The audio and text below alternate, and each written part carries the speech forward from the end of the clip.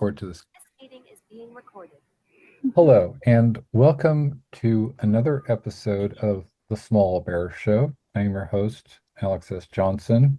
I founded Nocturnicorn Books. We're a boutique literary imprint. We do high quality literary anthologies, solo books. Um, we just put out an anthology entitled White on White, a literary tribute to Bauhaus. And everybody in this on the program today is a contributor to this book. And I'll just show it to y'all so you can see this is the if you haven't received your contributors copies, this is the one, this is the version that's going out to you. And just to briefly run down, because I really want to get into the heart and soul of the thing. We have a forward by none other than um, Poppy Z. Bright, Billy Martin, who's one of the, I guess if you were to look at like who's the most famous horror writers alive today, you'd probably have like Stephen King, Clive Barker, Peter Straub passed away a few years ago. We have Caitlin R. Kiernan, who's also in the book. I would say I would say Poppy Z. Bright, Billy Martin now is one of the most iconic. I know Emily hates that word, but you know, it really fits, right? Poppy Z. Bright. So shout out to Billy Martin, Poppy Z. Bright, who wrote the forward, contributed the forward. We have Ellen Mabey and we all know Ellen and love Ellen so much. Ellen Mabey is in the book.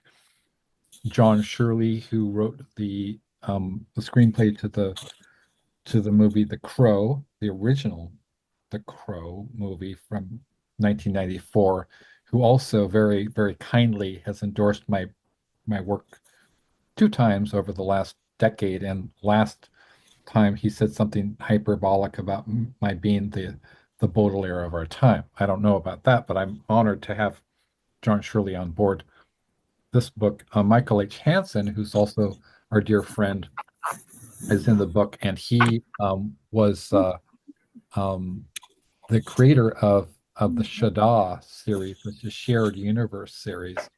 He's a very cool guy, cool cat. Hazel Ann Lynch, speaking of cool cats, Hazel Ann Lynch created something called Senior Fluffy, a cat's tail. And if you've never heard of Hazel Lynch or Senior Fluffy, it would behoove you to check that out because I in my opinion, and I'm a huge into animal characters, as anybody who's read the Doom Hippies knows, that I really, particularly the Ronaldo, the world's smallest circus bear stories, knows that I love animal characters, and I think that Senior Fluffy is the greatest animal character since Paddington Bear. Okay, we have Aaliyah Celeste Williams, aka Pickles, provided a really beautiful um, uh, poem called Lagar Jita Nick. Aaliyah also, when I'll be circling around to Aaliyah, provided a kind of a sort of a bookend with David J. Haskins' poem El Hombre Invisible for Joan Volmer Burroughs, and it's called Spent Bullet, and that's going to appear, facing David J. Haskins in the Junk Merchants to literary tribute to William S. Burroughs, which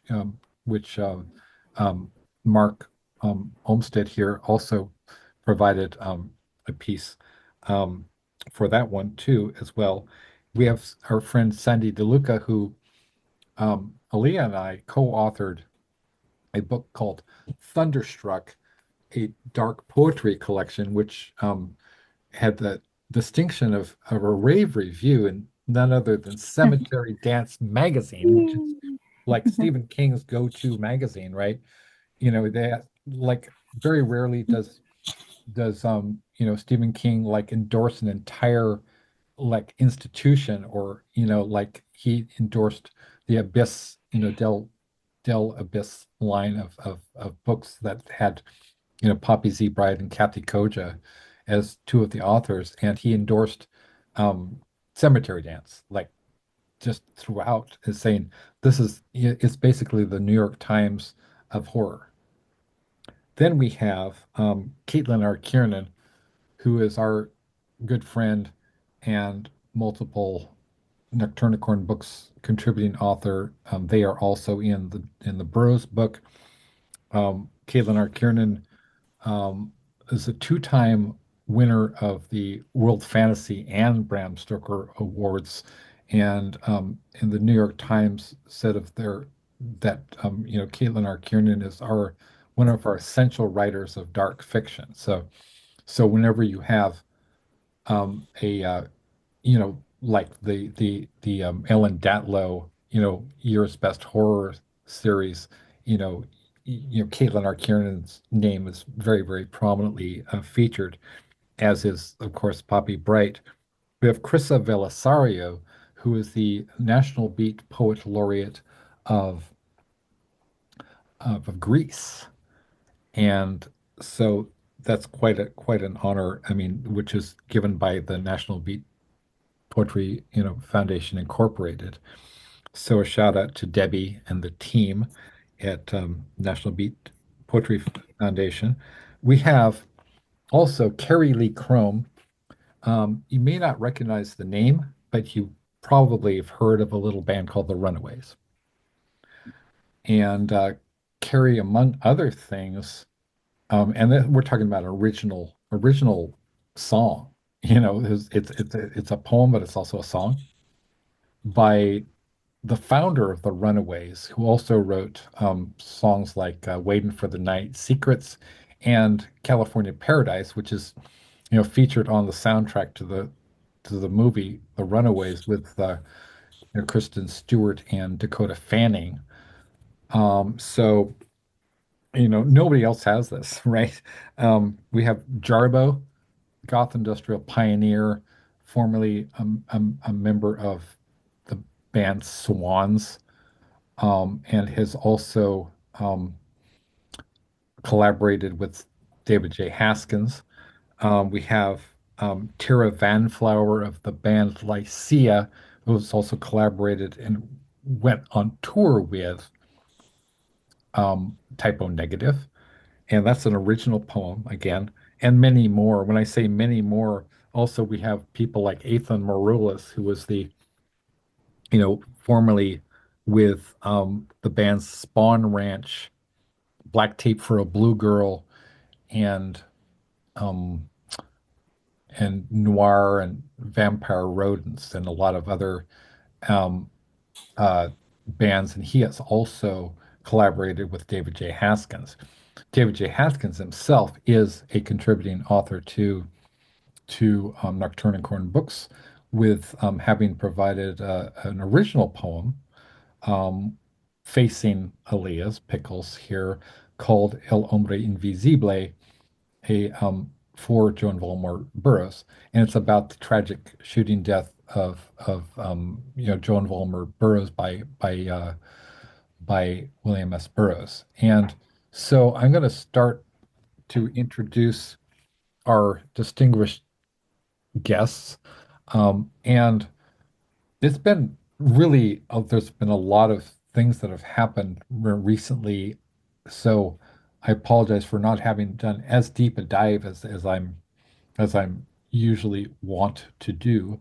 Emily Frank is a sort of a cultural force, a phenomena in LA, in the um, LA art scene, and in film and publishing, um, and was a former member of the board of directors of Beyond Baroque Literary um, Arts Center, and is a publisher of Ellen Mabie's the Ellen Mabie coloring book. Um, which I believe I have a copy of right here. But if I don't have that copy right accessible, well, I do have because Neuro is spicy, so this is completely non-linear, which goes with the Burroughs vibe, right? So this is our dear friend Ellen Mabey. Shout out to Ellen Mabey, and who's in the book as well. And I just wanted to point out this is the inscription. Dear Alex, thanks a lot to you and your family for your warmth and support. Best wishes. First wishes, Ellen Mabey. And the cover art and photography by one Viggo Mortensen. He's best known for The Lord of the Rings, who's also a big fan of Richard Modiano here. And and then it's edited by one Exene Cervenka and published by one Henry Rollins. So that is just Ellen.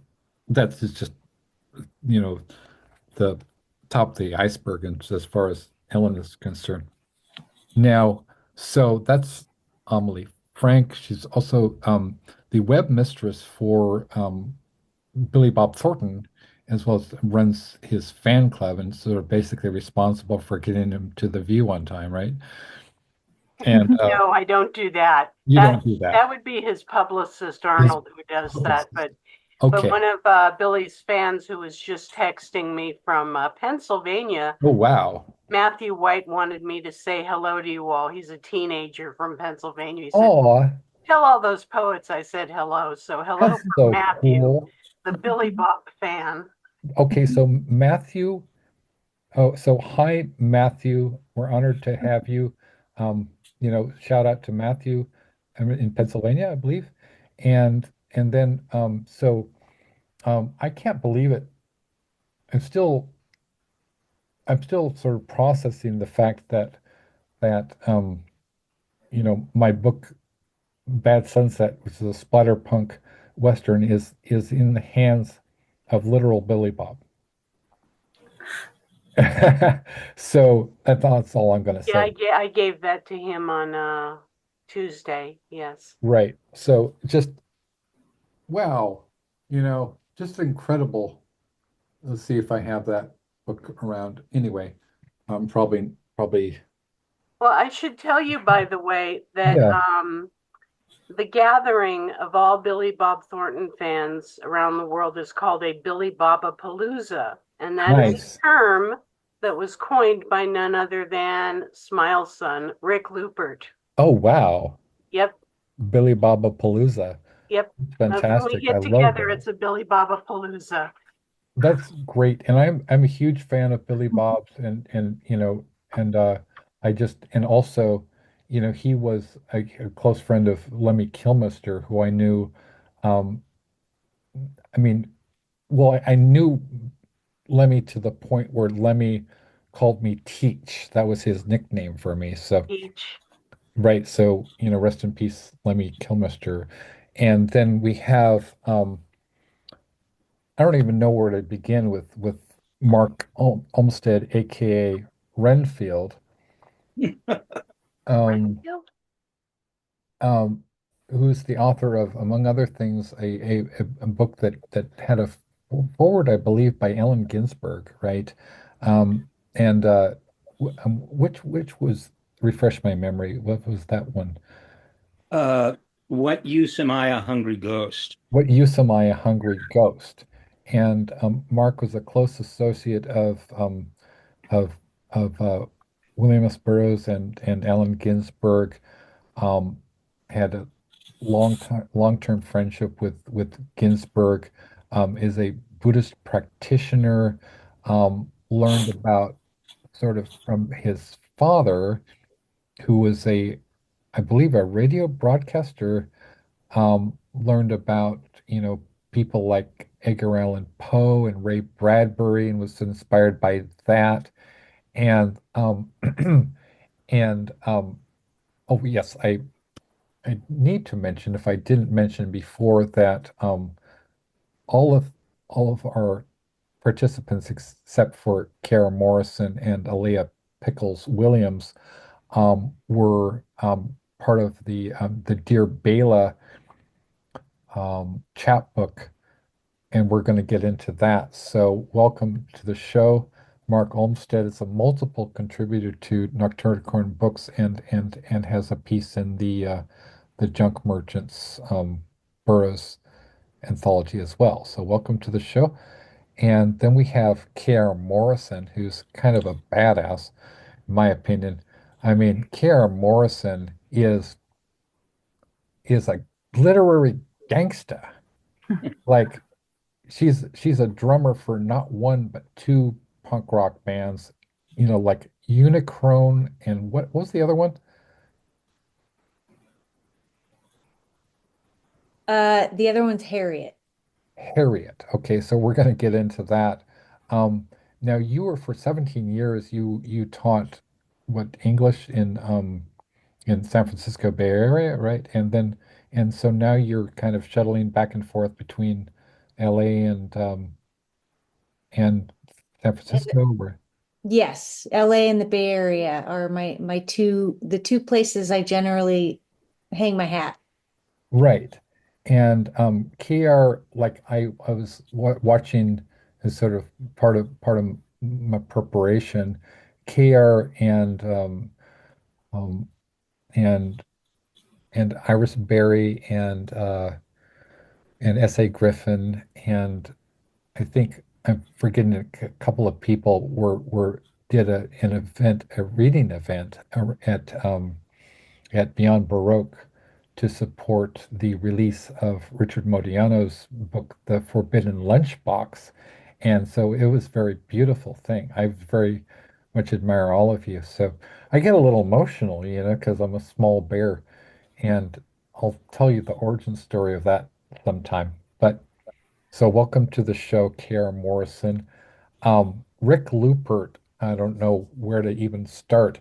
I was I've had the honor of publishing Rick Lupert um, beginning in I believe it was 2017, and Rick was as well as Daniela Wachu and who's the National Beat Poet Laureate of Romania, who's also represented in the Bauhaus.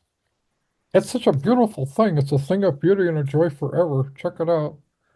Um, the and so Rick had a piece in Anthem, a tribute to Leonard Cohen, and that also featured a long. Let's see if I have that. Probably not prepared. Oh, yes, I did. Okay, and this also featured a long poem by the late great um, uh, Joe Joe Pulver, Joseph S. Pulver Sr., who's one of the most prominent, teller of oh weird tales. I know we all like the dark stuff, right? Horror. I mean, this guy was a legend, huge, huge, huge, figure in weird fiction and dark fiction, and he provided, that poem thanks to our friend who's I dedicated the Bauhaus book to the late great Jordan Gallagher. Jordan Gallagher, who I can't fucking message or call because she's dead, and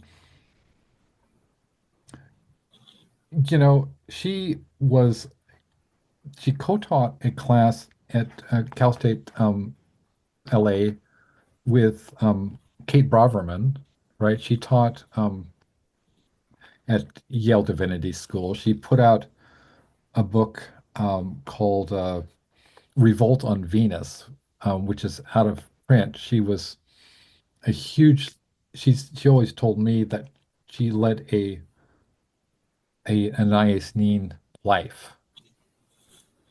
And I really miss her every day. So, wherever you are, Jordan, this is for you, man. This is for you. This is for you, my friend. We have um, So Rick Lupert does the Cobalt series, and we're really I've been on a couple of times, and I think that started out pre-COVID. It was in sort of in what like an it was an actual physical thing, right?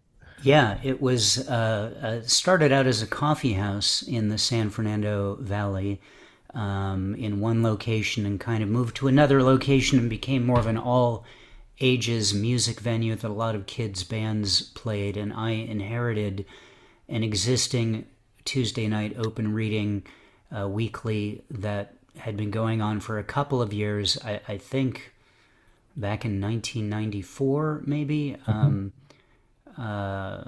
And ran it there every week for almost 21 years. And then the venue itself shut down in 2004. And when the pandemic hit us all and people were doing things on Zoom, I thought, wow, this is the perfect place to relaunch the Cobalt. And I had the benefit of not having to leave the house to do it. So it's been going strong for the last few years on Zoom every week. And I understand a little bird told me that Richard Brautigan was a big influence on you or inspiration. A huge, my first real favorite writer. I was just looking at some of his work last night, as a matter of fact. I was in Alaska last summer, and in one particular city's museum of local culture, there was a Brautigan quote on the wall, and I Oh, jotted it down in my notes, and I was just going through the text of that book. And his daughter, Ianthe, was a featured reader on the Cobalt a few wow. years ago as well. So, yeah, he will always perpetually be my favorite writer of all time. That's so badass. And so welcome to the show, Rick Lupert. And it's just amazing that I've been publishing you for the last 8 years or so. I mean, um, and that the Anthem book was so significant, really. And so it was the first um, it was the first literary tribute, I believe, that we did. Well, we did the first Junk Merchants, and it was our mutual friend Marie Lecrivan who actually inspired me to do the literary tributes, who I met at Beyond Baroque when I was a featured speaker in 2012, thanks to Richard Modiano and Ellen Mabey. And so really, really fortunate to have all of you on the show. I just wanted to show I showed Amelie earlier before we started recording, but this was Philip Lamantia is like one of my biggest inspirations. I mean, absolutely a god of like he was not only a member of the Beats, but he was also a member of the Surrealist movement, right, in the United States, which is fantastic. And I learned about um, Philip Lamantia from a book by Neely Cherkasky, the late great Neely Cherkasky, called Whitman's Wild Children. And so this book, it came out from City Lights in 1981, and the cover was done by my friend J. Carl Bogart, who invented something called the photomorph process. So that is pretty amazing. And he's, J. Carl Bogart is another one of my, gods of writing. So um and then we have Aaliyah Celeste Williams, aka Pickles, who just is I mean, oh my gosh. I love you, Aaliyah. Well, you Celeste too. Williams, okay. You're my heart. And My heart. And Aaliyah is directly responsible for me being alive, right? And also I and Sandy DeLuca were a bit responsible for Pickles being alive because Yep. of this whole thing where you had a uterine uterine, easy for me to say, uterine cyst, which was shaped like a basketball. It was about 30 pounds. You gave birth to a 30-pound baby uterine cyst, right? And then um, and we've kind of been like around the clock. I mean, we've been one another's, you know, go-to people because we don't trust a lot of folks. And I mean, if you knew our history, you'd understand why. But Aaliyah and I are always there for each other, and always there for a small bear, for always there for I'm always there for pickles, and it's Aaliyah's vision that's kind of been an inspiration for me as far as getting back to writing. I was away from I have a brain disease, and it's irreversible, so I fight severe chronic pain around the clock. It's not even, it's a extremely rare disease. I would say it's comparable to kind of a Robin Williams type of disorder. It's just thanks to God that I I am, or the higher power as you understand them, that I'm able to, talk. I had to rehab myself, and Aaliyah knows that I didn't even want to talk to her on the phone or any other way for several years. We met about 3 years ago, and excuse me, and then it was around this, I don't know, within that time frame that I also, you know, became friends with, and then Aaliyah and I were both friends with Carrie Lee Chrome, who founded the Runaways, and that's a whole really really interesting story for another time. But so at one point, Carrie was attached to three of our books and was even wrote 14,000 words of a novella that was going to be in Hand of Doom, a literary tribute to Black Sabbath. By the way, I would, because because we don't do things by the book. I would love, if you can, and if it's a reprint, that's fine. But Ellen Mabie's in the Black Sabbath book. Chad M. Horn, who's a really good friend of Ron Whitehead, is in the book. And he's also a friend of Ralph Steadman, which is interesting, right?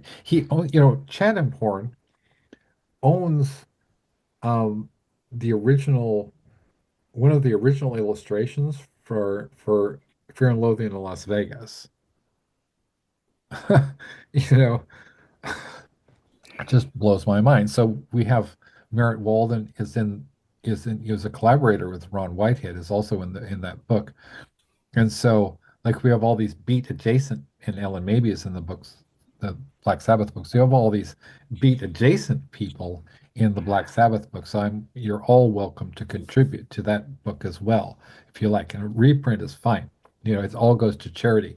It all goes to Children of the Night Incorporated, which they rescue kids from sex traffickers. So it's a really good cause, and we have an amazing lineup. And so I think I'm going to turn this over to Pickles, and Pickles can maybe introduce me and talk about a little bit about the Black Sabbath book and our how we got how we partnered with Dr. Lois Lee. Okay. Yes. Well, I'm really honored to introduce Alex. He did a good job of describing the background of our friendship, and yeah, he's been an inspiration to me in so many different ways. Aw. Yeah. Yeah, I can't even begin to sum it all up very quickly, but he, he is wonderful. somebody that I trust very much, and um, I have been able to get into the literary field because of Alex. Because, well, I never had an opportunity to do that before, and I always enjoyed writing poetry, and um, I really enjoyed Alex's writing, and um, looked to him for guidance on developing my own poetry. And I have a great honor to get to meet all of you really creative authors and artists. So, yeah, Dr. Lois Lee is the founder of Children of the Night. And like Alex said, they fight child sex trafficking. And so um, he, yeah, he came up with the idea to do that book, and has managed to gather a whole bunch of amazing creatives that were willing to contribute. And so, and as a survivor of childhood sexual trauma, not sex trafficking, but other sexual trauma, um, I have found a lot of healing in getting to be part of this project, because um, just the idea of knowing that uh, our contributions are going to make a difference in the lives of children who um, who have been at a disadvantage, so we get to help them out, is just really meaningful to me. And yeah, I'm just really happy to get to be part of this. Um, I don't know what else to say. I hope I did an okay job of introducing you. He's a really great author. He's done so many books and so many beautiful poems. You're really an inspiration to me. So. Aw, you're my heart. And Aaliyah and I and our dear friend Sandy DeLuca um did this book. Do you have it with you, Pickles? I do, well, I yeah, I have it. I gotta go grab it, but Okay. I do have it. That's what she wanted.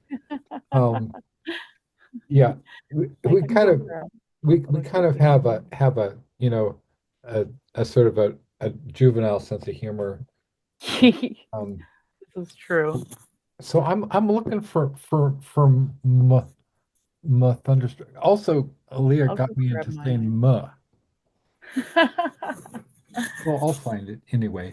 So yeah, thank you, Pickles. And so we're gonna meanwhile, so we're waiting for Pickles. So next after this, as I learned a few things from people like Rick and Dawn, Campbell. So we're gonna be after um yeah, so once you show the people's Thunderstruck. This is a really beautiful book, right? It's just so gorgeous. And that the Yeah. cover was done by our friend Sandy DeLuca, who is also we collaborated with Sandy DeLuca. This was her project. And she came to us and she wanted me to collaborate with her on a series of poems that soon expanded into an entire collection. And we finished it in about 2 weeks, literally 2 weeks, a full book of poetry. It was that we were that on fire. And then we brought on board Aaliyah and I had collaborated on a number of different song lyrics, and some of them were like doom metal, fucking doom metal lyrics, because I am primarily a music journalist. And, I this is the entire reason the main reason that I write and I do, aside from, like, it's really sexy and everything else, but I just, music is one of my biggest inspirations, and bands like Bauhaus and Black Sabbath and, Motorhead I've been into like for the last 40 years. So, and then, um, and I've written for everything from Metal Maniacs to Metal Hammer to Brave Words and Bloody Knuckles, Zero Tolerance magazine. So, and Blue Blood, Gothic.net. I even interviewed John Carpenter. So, I just really love music, and this is where it comes in. Also, I believe, along with, Friedrich Nietzsche, that music is the mother, right? The music is kind of is the primordial, Dionysian revolt against our being, limited by time and space. As you get into the Dionysian mystery cults, you get into something like the kind of things that, Jim Morrison was all about, right? Get into Dionysius, as opposed to, although there is the dialectic with Apollo and Dionysius, you need both. You need, otherwise things would just be this huge fucking party, right? But at the same time, so we're gonna cycle back to Aaliyah.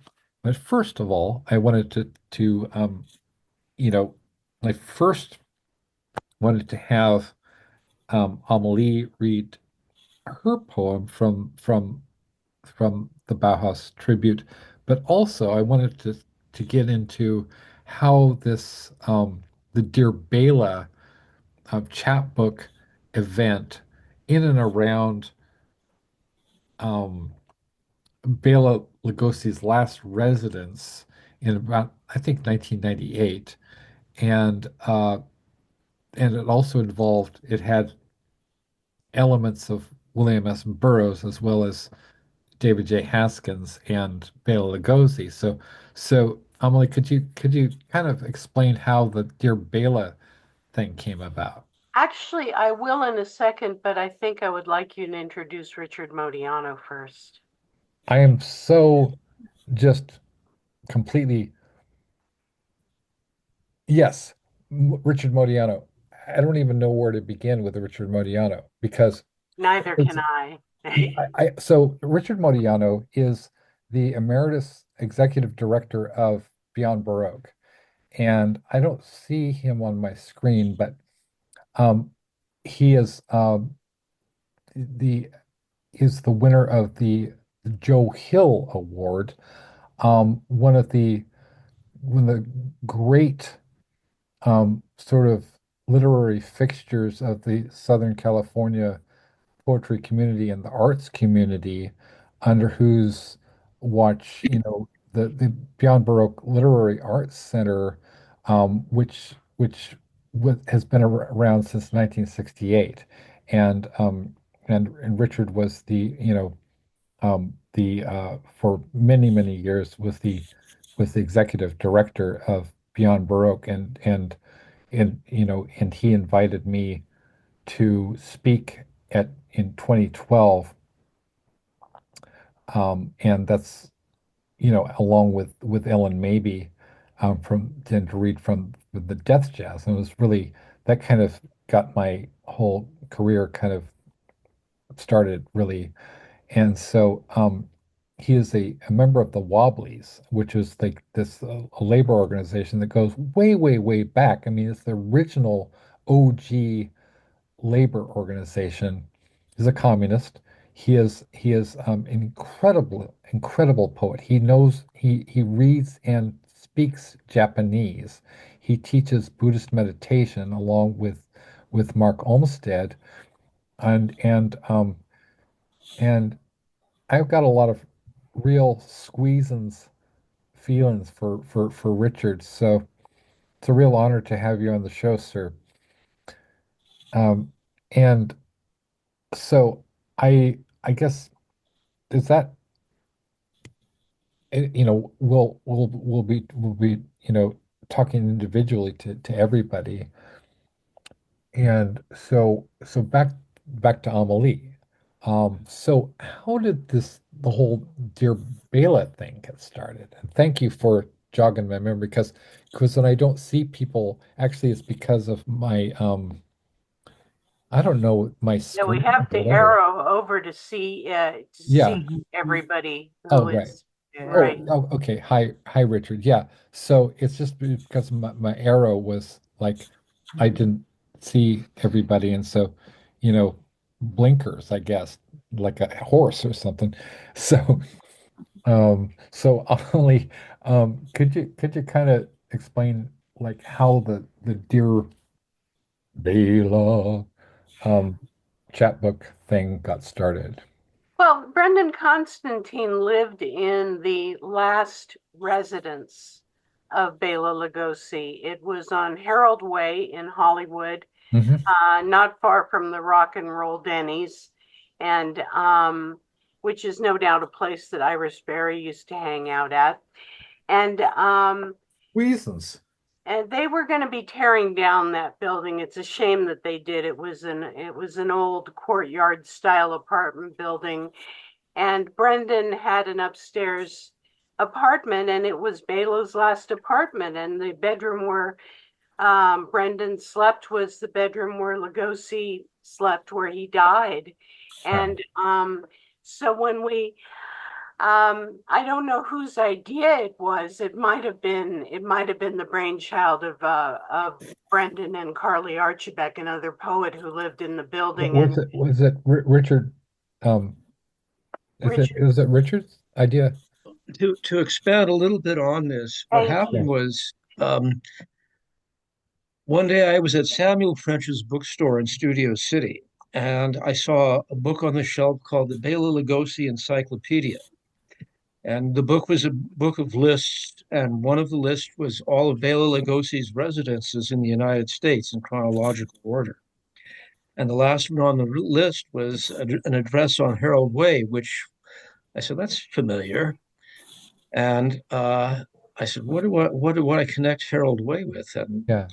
then I realized, well, it was Brendan Constantine lives on Harold Way.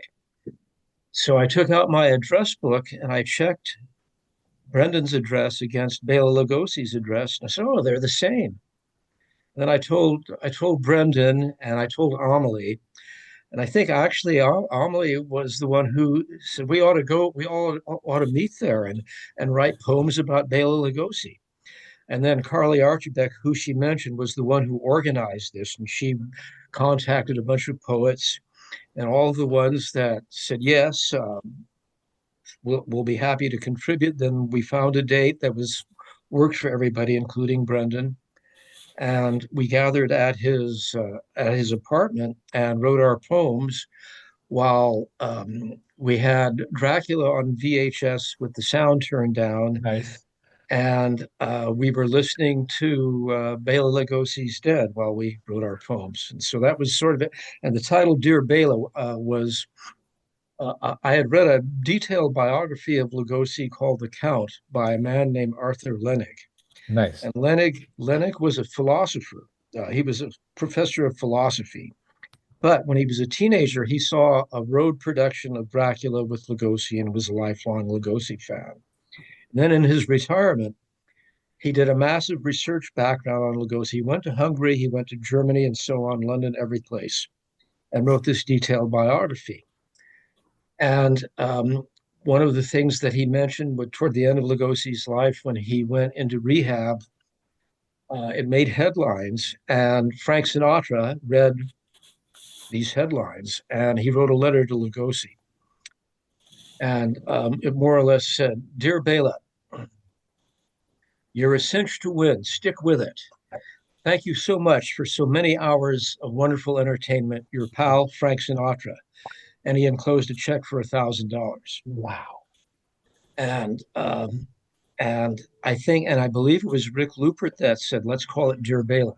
Wow. So that's that's more or less it. But Momley can tell you about what happened that night. Okay. What night, Richard? The night of Oh boy. Were there the shenanigans? the night of the reading. I'm trying to remember, and so forgive me if I forget about that. I do want to throw in that on a side note,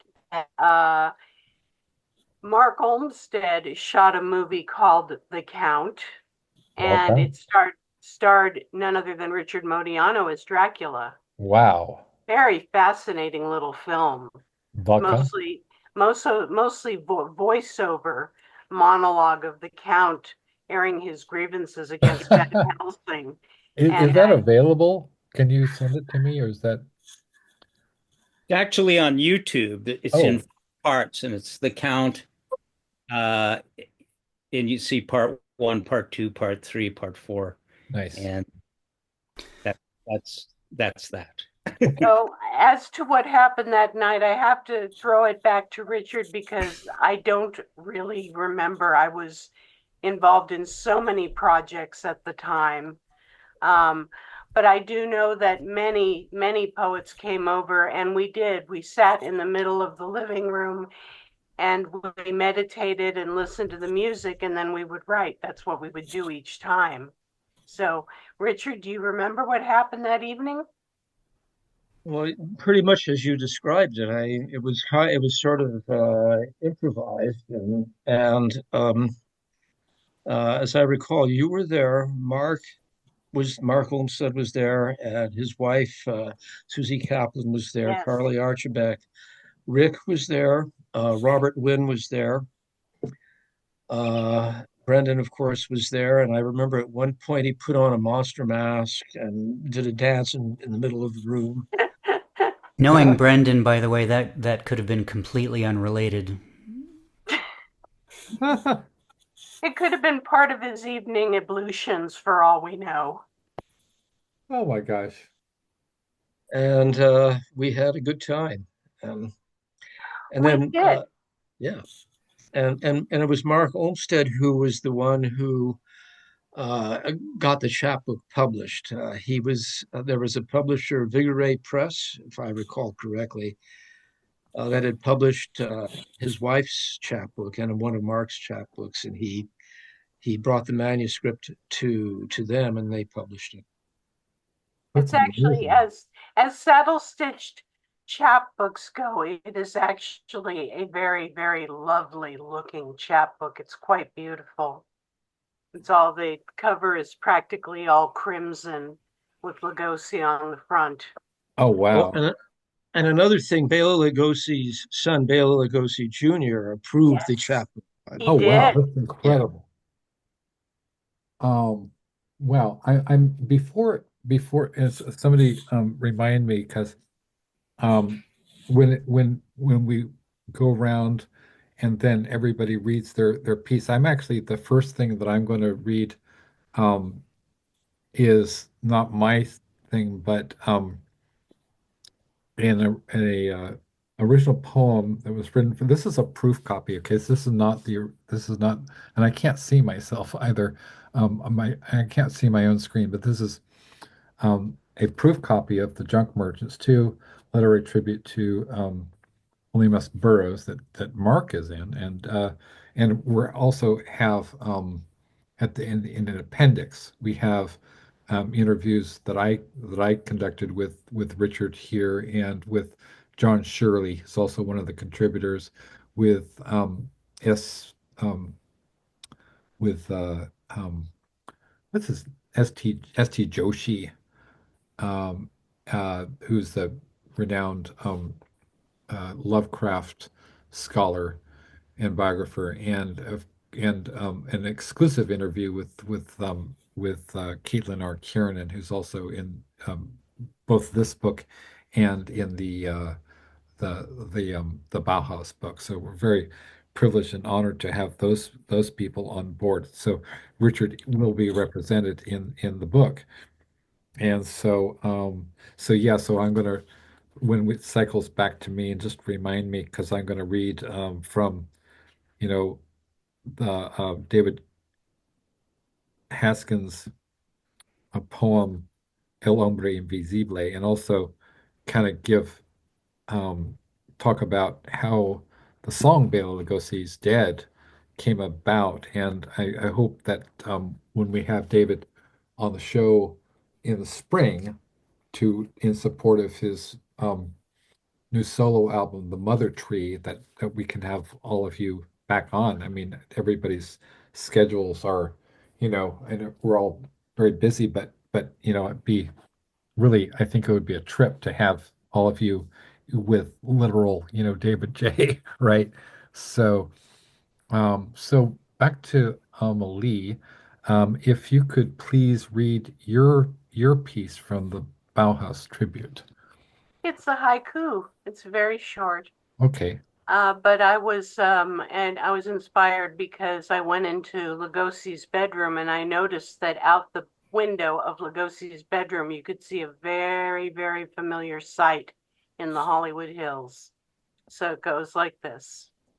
Glimpsed from his deathbed, the illustrated river, the sans serifed hills. Oh, that's lovely and very perfect. And as a kind of a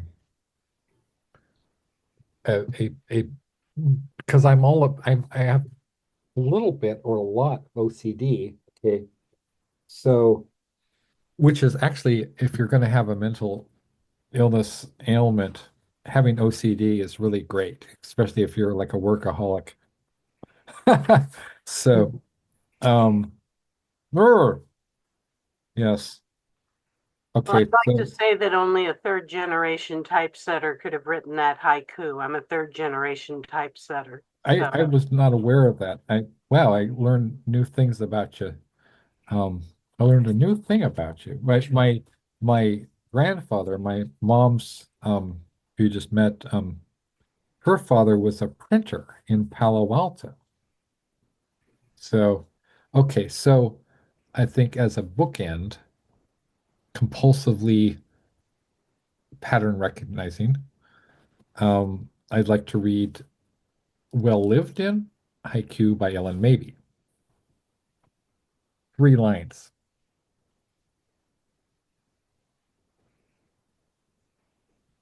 A Bauhaus design, poetic and practical. Music through and through. So that's our lovely friend Ellen Mabie. Now, um, Mark Olmsted. So, Mark, I was really intrigued. I've watched some of your interviews, and I was fascinated by well, how you were inspired to write by first of all, your dad was in radio, is that correct? Yeah. Yeah. And so you were listening to him, he did some Edgar Allan Poe readings and as well as some Ray Bradbury. Is that accurate? Okay, so could you talk a little bit about how, what qualities of Edgar Allan Poe and Ray Bradbury got you, excited about writing? Well, we'll keep it brief because we have so many people here. Yes. Um,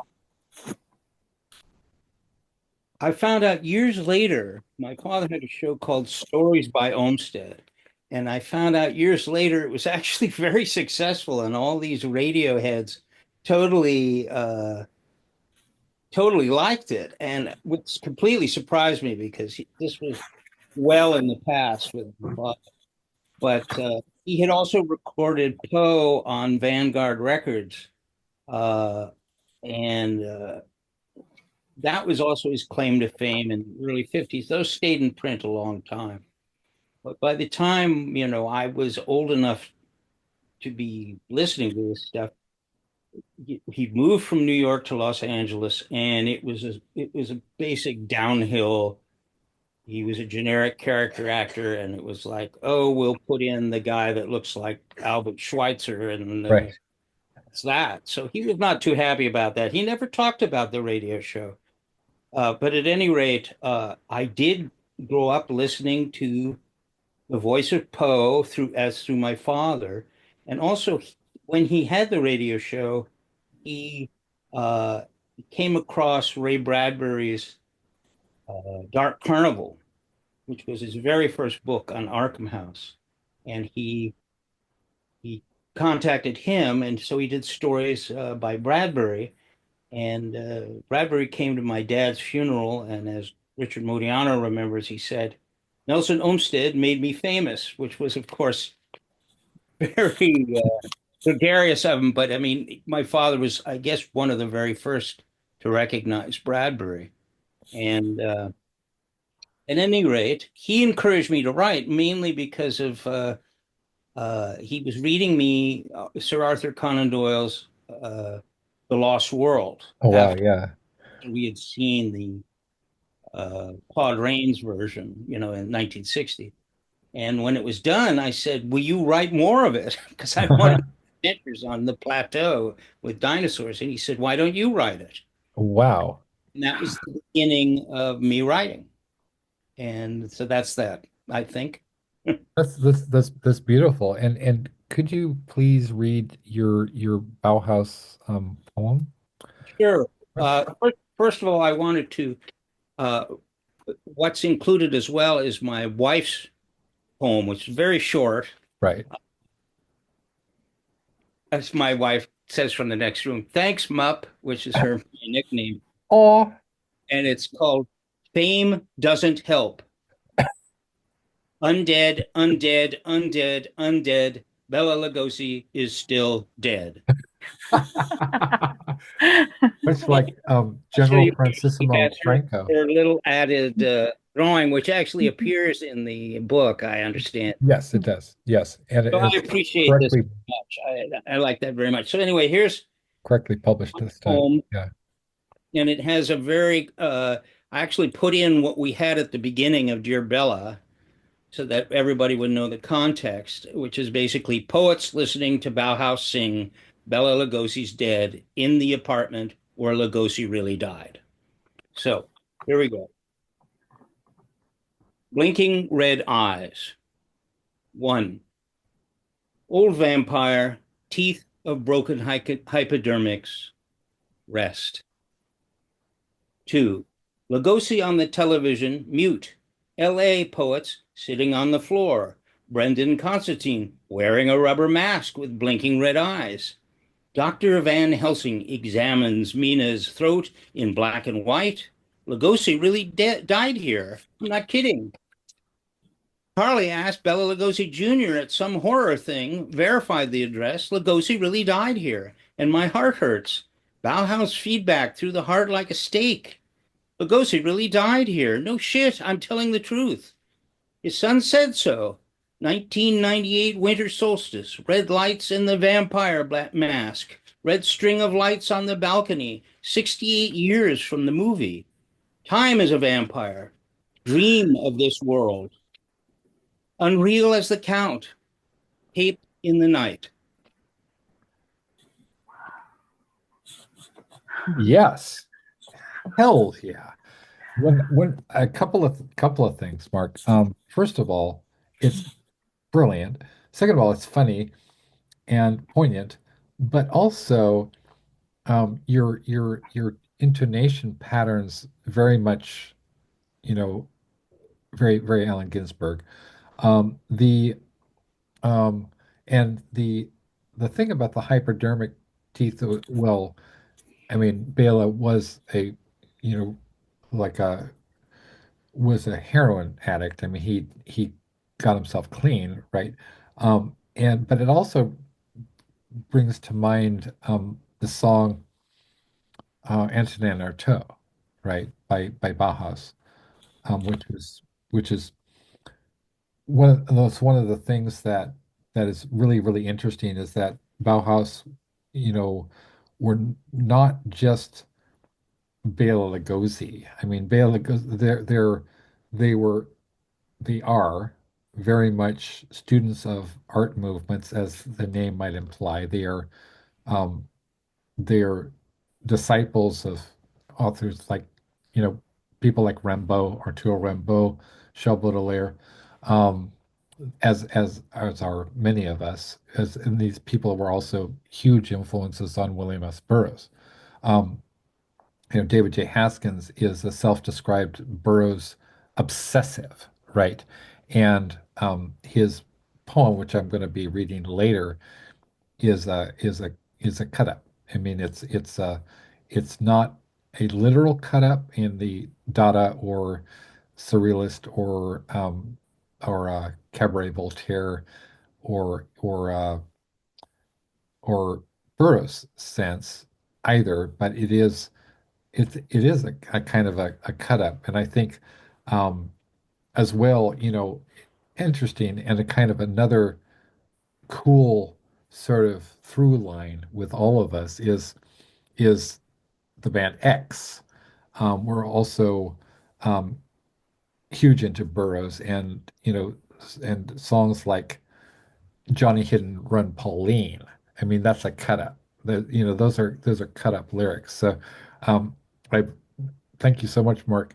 And I'm really gonna, you know, really, really curious about, be talking about Ginsberg and Burroughs and so we're going to be circling back to you. So K.R. Morrison. K.R. Morrison is just a badass. And and what can I say? As a witch, did I mention that she's a witch? She's got the whole. You know who else is a witch? Sandy DeLuca. Sandy contributed. I probably should read Sandy's poem as well when it's my turn. But Sandy actually contributed to Stir a Magic Cauldron by Silver Ravenwolf, which is pretty badass, right? So, K.R. Morrison, could you please read your contribution to the Bauhaus book? Would you like me to read Resurrections or Words Are Tired? Resurrections. Okay. Yes. Resurrections. I die all the time. A dark memory erodes into autumn leaves, crushed into wisdom, blooming instinct. Inner girl child, her shields dissolve into a thunderstorm. Hmm. Intimacy grows. I die into a winter season of release. My heart mutes her beats for unending shedding, life and death in a day's phoenix rising. I die all the time. I am a Jericho rose, a talismanic curio, rotting manic in a forest that refuses to let dead things go.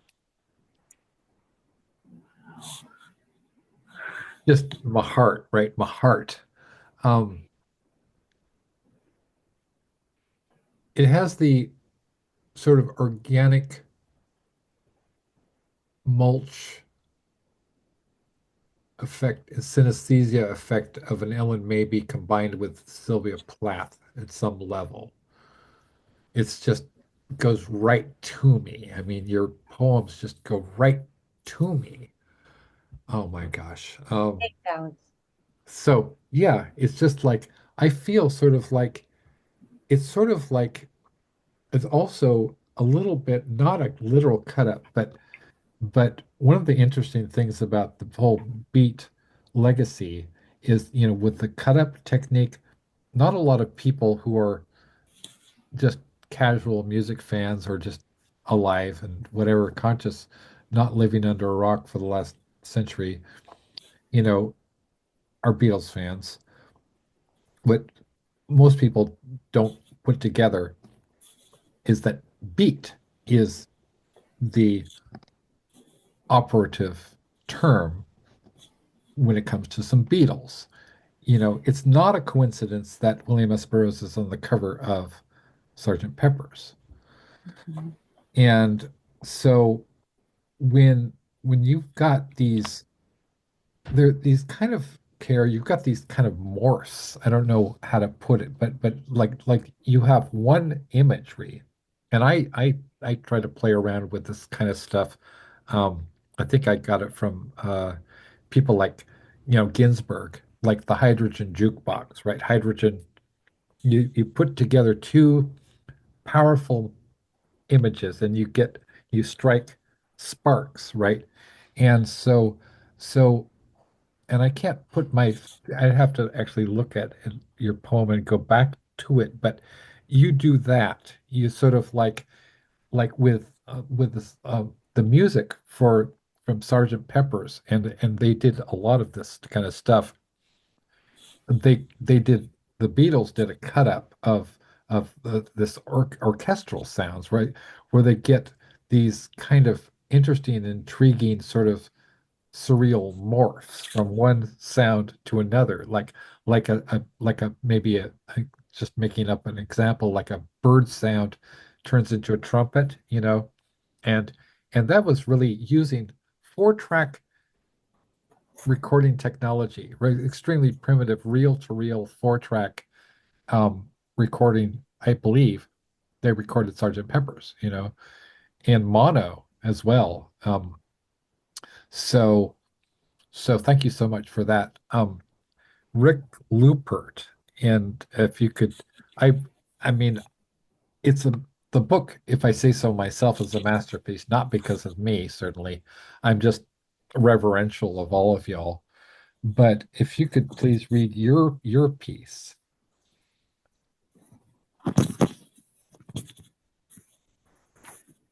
Yes, sure. Thank you for including me and having me. It's great to be in this room with all of these people who I have different connections with and who've had connections with for a long time, in different ways, and to be reminded of some of those things as well. Which as decades go on, you forget where you live, let alone that Mark Olmsted once gave you a toothbrush. You know what I'm saying? So it's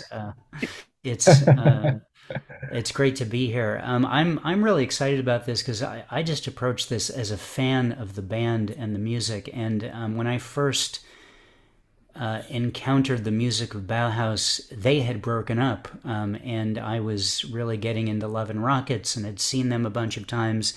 And when I first had the chance to see Bauhaus, I remember just thinking, wow, that's Love and Rockets with someone else, in front of them.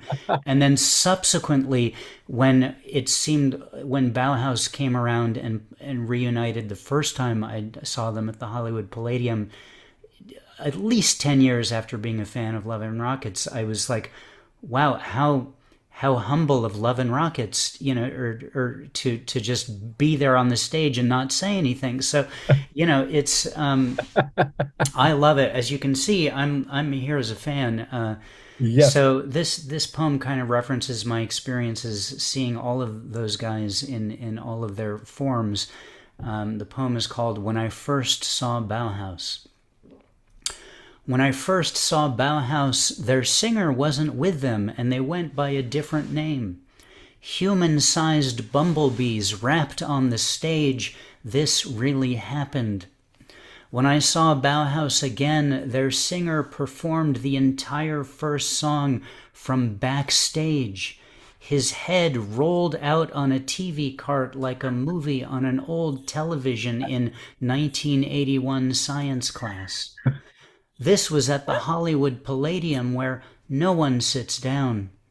When I saw them again and again on stages the size of my fingernail to ones that took up all of known space, I thought, this is cool as fuck.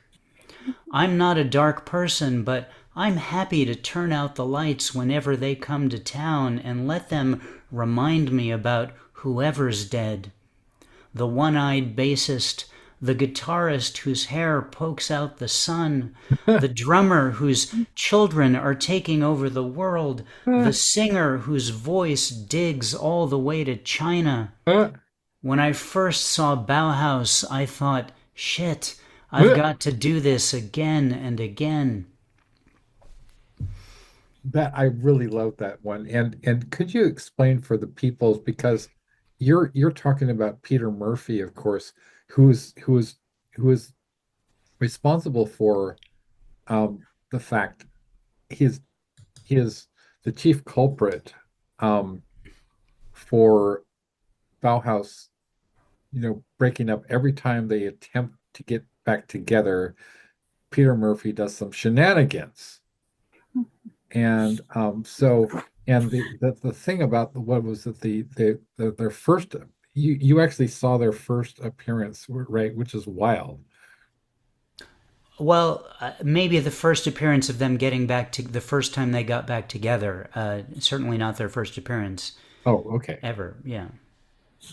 But then you were referencing how they came on stage before they were even Bauhaus. They came on stage as another.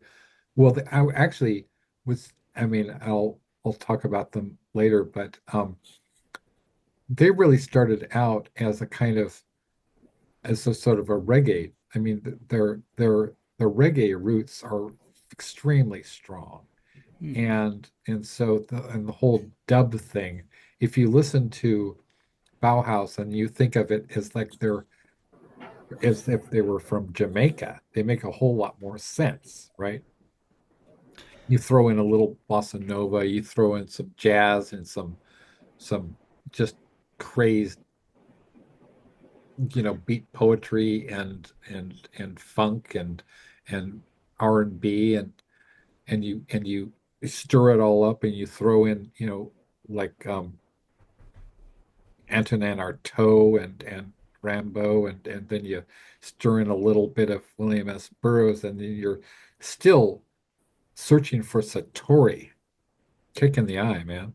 Kick in the eye is actually that poem that it's a poem. It's really a poem. It's as well as a song. It's a cut up. It's a William S. Burroughs cut up.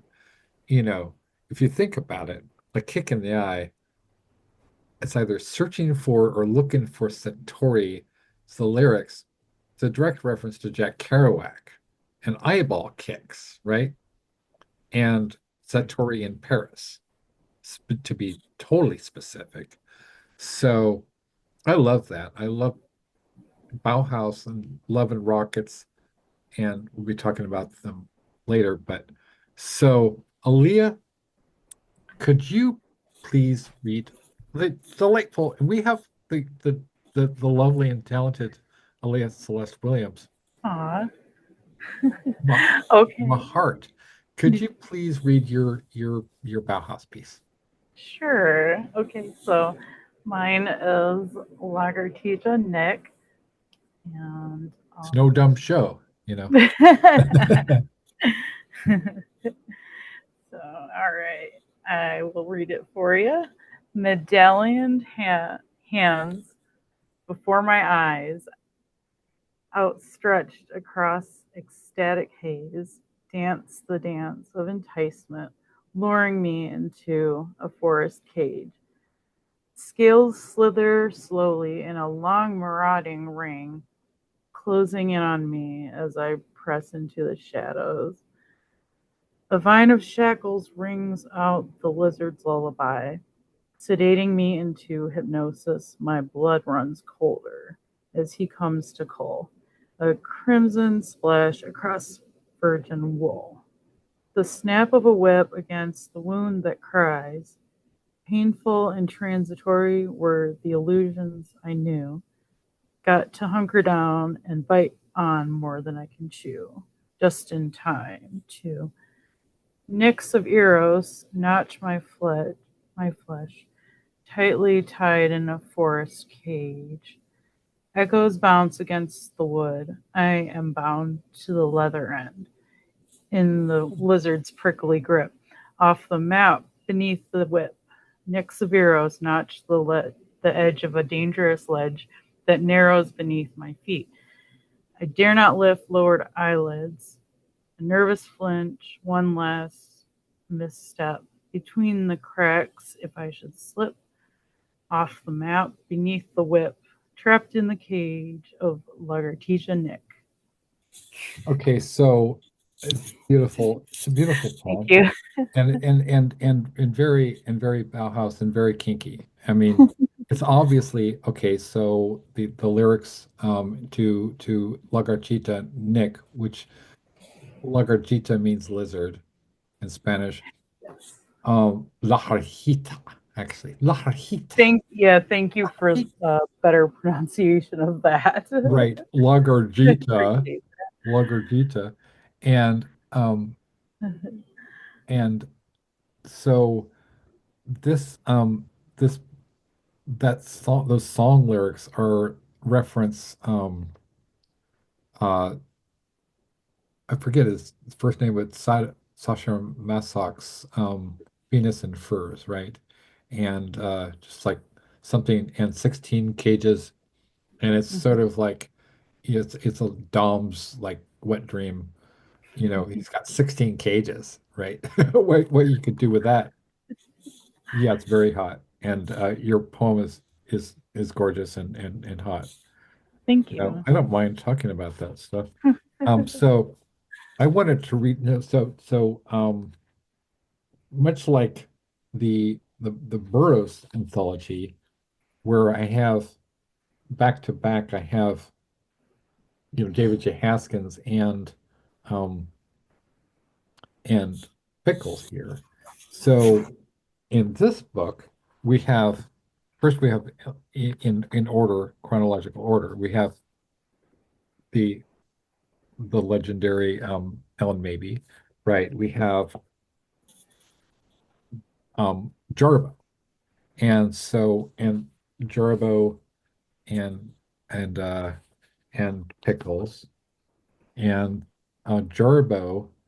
This is a song by Jarbo, and so I'm going to read "The Lonely Voyeur" by Jarbo. I think it's really cool how they're both kind of what do you call it when they're paraphilias, right? They're paraphilias. In this case, Jarbo is talking about voyeurism, called "The Lonely Voyeur." This is a song by Jarbo. Deceptive eyes, azure and black as his heart, they do lie as they lure. Go with him down, and the chain will fall. I wish I could sing like Jarbo, man. Wouldn't Hmm. that be a trip, right? But I can't. And Jarbo doesn't want to be on the show, but I mean, there's nothing against Jarbo. She's amazing. She just is not doing that right now. Go with him down, and the chain will follow. Unto the ends of the earth now his pain will swallow you. Down, down as he buries your face. Down and down his kiss sears with a trace. Of the sign of the cross you'll believe now you're lost, of the sign of the sign of the sign of the cross. So don't walk this red river. Drink the blood from the cup. Don't swim this red river, for it's sad and corrupt. Deceptive eyes, azure and black, as his heart they do lie as they lure, follow him down unto the ends of the earth. But don't let him touch you, his cruel dead mirth. The prophecy of his words will haunt you. They hunt you down. The prophecy of his words will taunt you. They hurt you now. The prophecy of his words will haunt you. They hunt you down. The prophecy of these words, the prophecy of these words. So don't walk this red river. Drink the blood from the cup. Don't swim this red water, for it's sad and corrupt. Deceptive eyes, azure and black as his heart. Very Sylvia Plath, right? They lie as they lure. Go with him down, and the chain will follow and to the ends of the earth now. His pain will swallow you down. Open your arms wide, my dear, and spread them. Open your legs wide and welcome him into the deep black hole through eyes azure, the deep black soul of the lonely voyeur. And we've all known them, right? I just think it's very, very strong Sylvia Plath stuff, right, going on. But I mean, my God, there's a reason that, you know, Jarbo, man, my gosh. So, okay, so that's Jarbo. Whew, just I feel a little verklempt. Talk amongst yourselves. Um, so so then we have Mr. Richard Modiano, and if you could please read Bela Lugosi's accomplishments.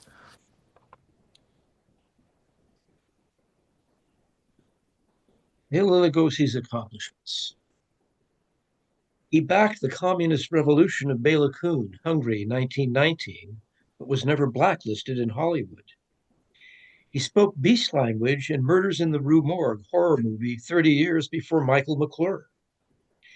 He starred in a Broadway show and spoke his lines phonetically to acclaim. The critics couldn't tell. World War I wound, painkiller morphine addiction, 40 years duration. He cleaned up and died sober. 1968, I worked as a movie extra, Universal Pictures lot of monster movie fame. One night I dreamt I met him on the set. Mr. Lugosi, I said, you taught me how to behave with dignity. He smiled. That's that's beautiful, and again, as with Mark, and it's probably obvious, it's obvious why, but the I guess the not only the intonation patterns, but the syntax remind me of Ginsberg, and so that is, I'm just wow. Can we just like take a moment here? I mean, just to think about all the extraordinary imagery and all the kind of rolling waves of metaphor that we've just experienced, rolling waves. I mean, this isn't just a book, because to me, it's a love letter. It's a love letter. And it's not just to Bauhaus the band, although certainly I just, I've, they're, Bauhaus the band, and particularly the lyrics of David J. Haskins, are one of the reasons that I'm a writer. I mean, my first novel called The Surreal Beauty Cafe, which I wrote in 1987, around the same time that, our friend and contemporary Poppy Z. Bright was just having just very immersed in Bauhaus and Burroughs. That I wrote this novel, and kind of the chapter titles were even Bauhaus songs. In particular, She's in Parties. So I'd like to read two things. First, I'd like to read my poem. That's Aaliyah got me started on saying "muh." By the way, the epigram for the book is "Hurry up, please, it's time from the wasteland," which is T.S. Eliot. I think of as the original, as an OG cut up guy. And if T.S. Eliot were, I know he was a huge inspiration for William S. Burroughs. If he were around today, he'd be doing industrial goth. Um, so my piece, She's in Parties, comes is dedicated to Jordan Gallagher. Comes right, it's sandwiched between The Passion of Lovers by Seb Dubinsky and Wild Nights in Little Italy by Sandy DeLuca. So I'm going to read, um, I think I'm going to read Sandy's and mine, and then I'm going to talk about David J. Haskins and and how Bela Lugosi's dead came about.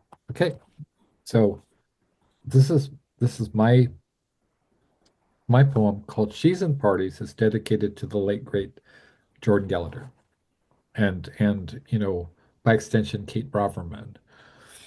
The cynosure of all eyes. She's in parties.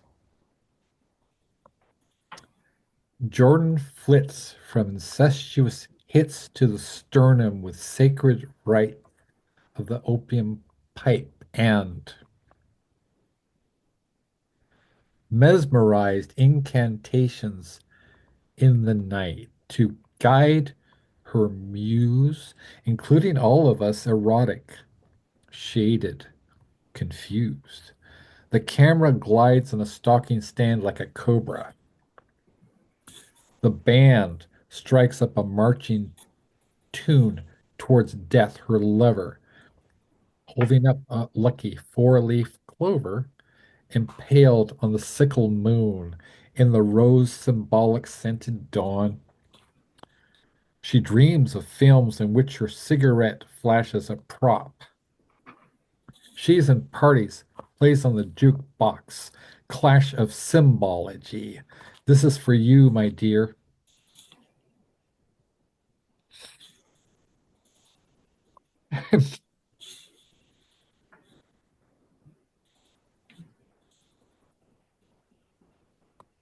Give me a moment. Okay. Okay. Okay. Take your time. You're okay. It was beautiful. After all these lost and lonely years, we made it. Mm. Okay.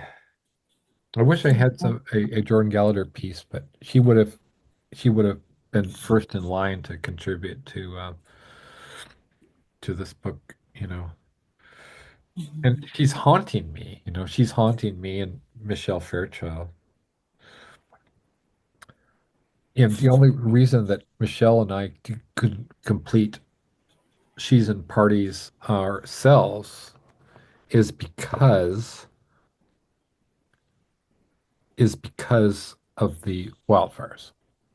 So that was it. The wildfires came about when I was putting together the final manuscript of White and White. So that's for Jordan.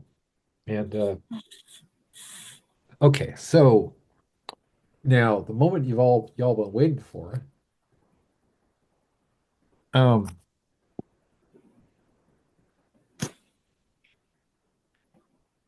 okay, how did the song Bela Lugosi's Dead come about? It's a very, very interesting story. So David J. Haskins was working at this warehouse in uh, in this sort of industrial town in England, and he and his mates are very working class. They're much like the Sabbath guys, they're not elite. They didn't come from, who was like, and Lemmy talked about this like the Beatles were like what the Rolling Stones pretended to be. And in the same way, I think of this Bauhaus as sort of like the dark Beatles, and Love and Rockets is the Beatles. They're just as psychedelic, and they're amazing. They're fucking amazing. So anyway, David J. Haskins was working at this warehouse, right? And his job was to ship off, you know, like packing crates of whatever it was, whatever, things they were selling and, distributing through the warehouse. He had these labels, okay. He didn't have a car. I mean, he had a bicycle, right? A bicycle. I mean, he was really young too, and he and his mates, his brother Kevin Haskins, um, Daniel Gaston Ash, who's the guitarist, and Peter Murphy, they'd they'd formed this sort of collective. Really, it's more of like a theater troupe than a rock and roll band proper or a traditional rock and roll band. They never thought of themselves as a rock and roll band. I think that's people who've only know, a few songs, and they know Bela and Stigmata Martyr and some of the more gothy songs, and don't realize how profound they are. David was binge watching a lot of movies on the BBC, and they'd been showing a lot of horror films at the time. This is around, what was it, 1978, 1979.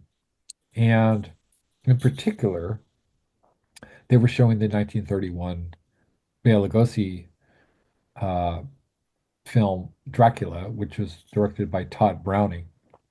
Another thing that I'm just passing, I want to point out is that the whole Dracula, um, the if is anybody if, is anybody if anybody has read Dracula and they're at all conscious of sort of queer theory, you don't need to be like, I don't know, like you don't need to be Poppy Z Bright, for example, to recognize that that Dracula is just queer AF. Um, Bram Stoker was in love with Walt Whitman, and this is a little known fact, but in the Penguin Books version of the edition of Dracula, which has that great Victorian vampire on the cover, that it also includes uh,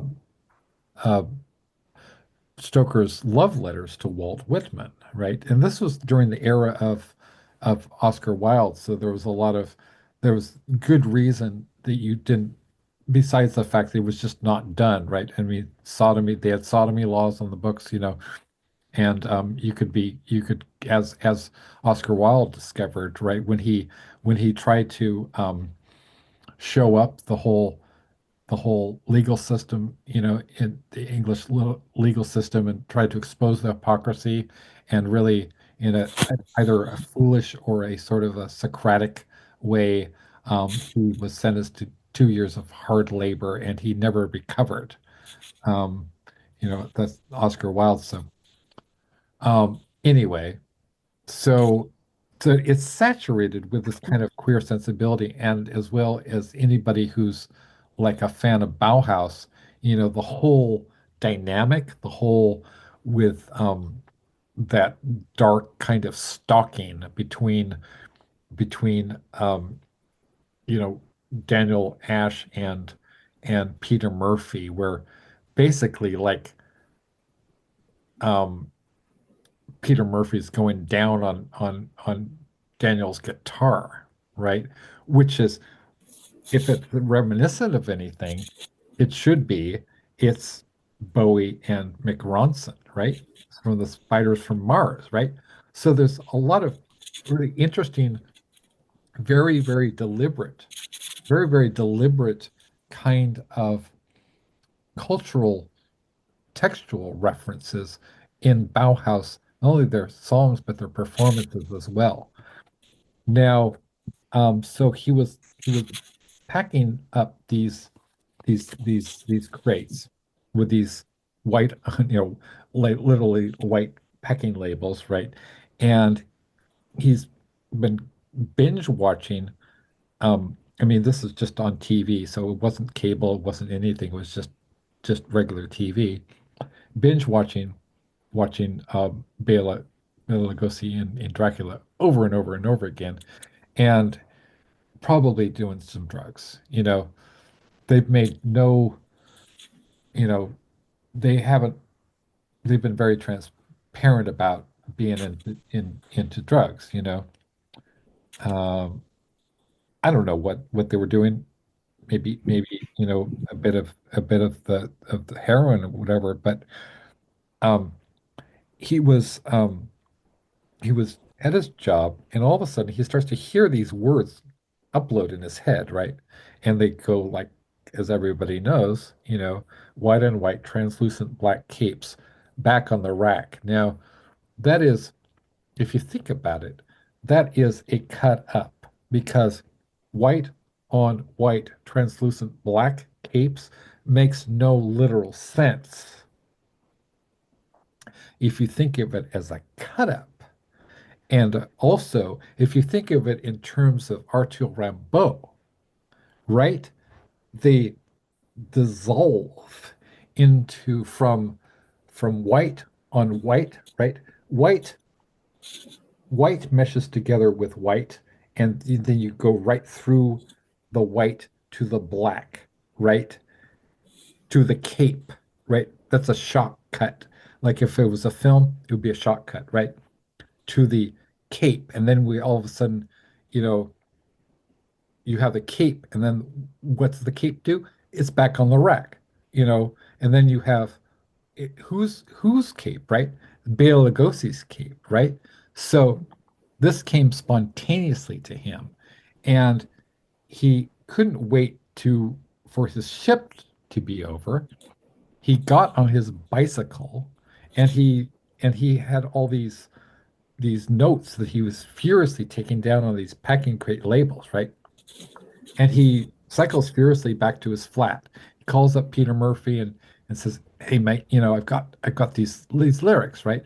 So they go into their recording, their practice space, and Daniel Gustin Ash has a kind of a rig where he's this guitar effect, and it's kind of an echo effect that he played his guitar through an echo effect. He's scraping the strings with his pick, which results in this kind of skittering sort of, like that, right?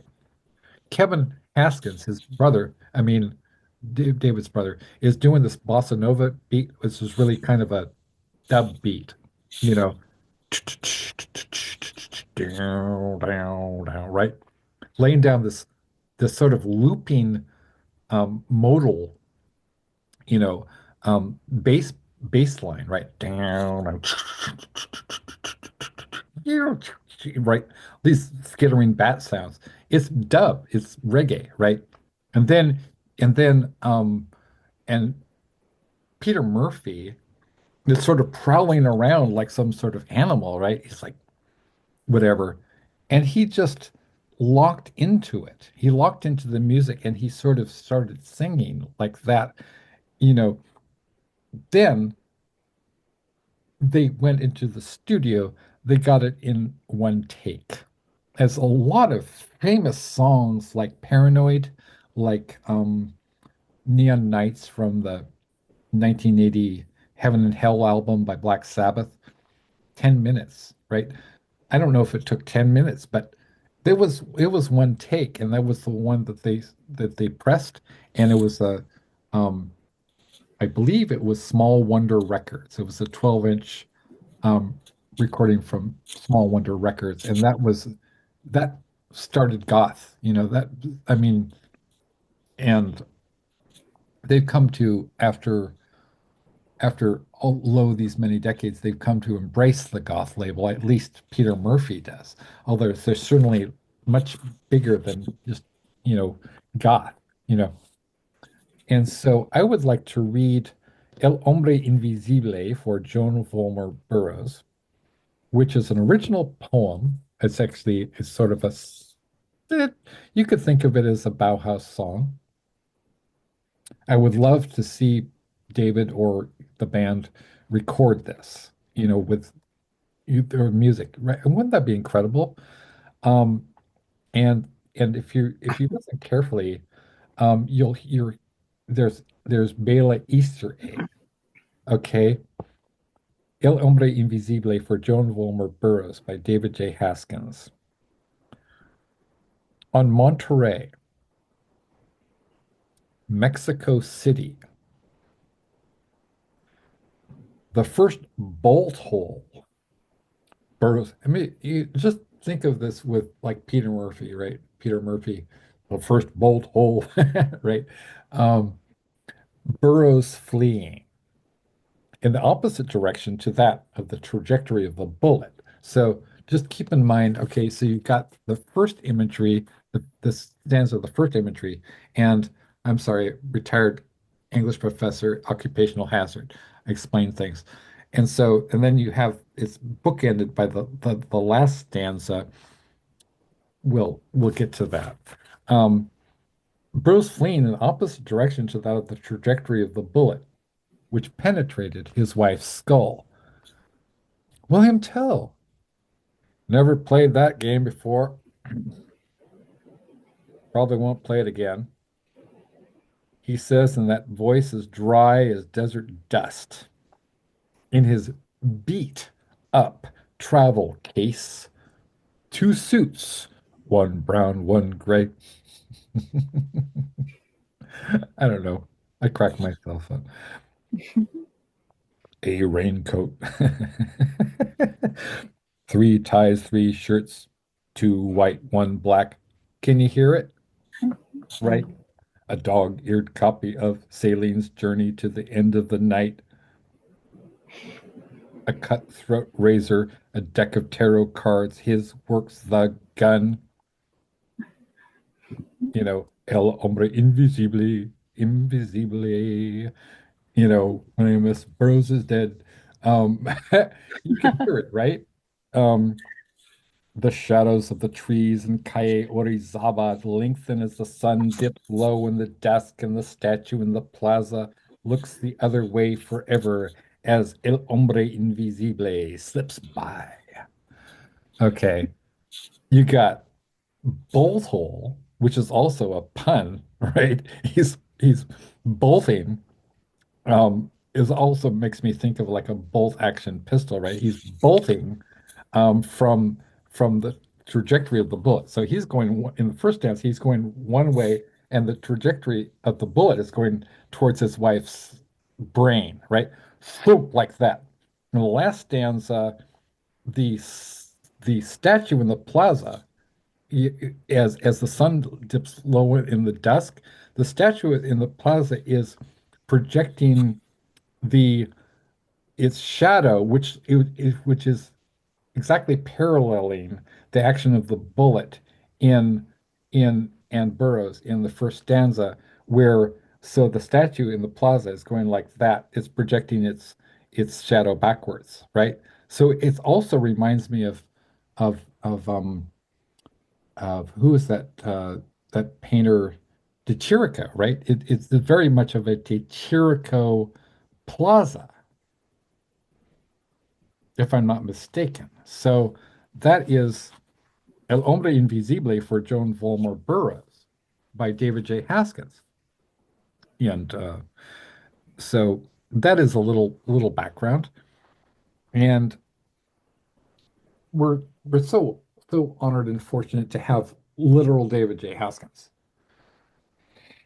And how did that come about? I asked him to contribute to the book, and he said, sure, like that, because I'd approached him through via being friends with Jeremy Reed, and who is his collaborator and who wrote the foreword to his book, Who Killed Mr. Moonlight. And then Jeremy, you know, is also a friend of David Noon, he's this wonderful poet in Ireland who's also in the book.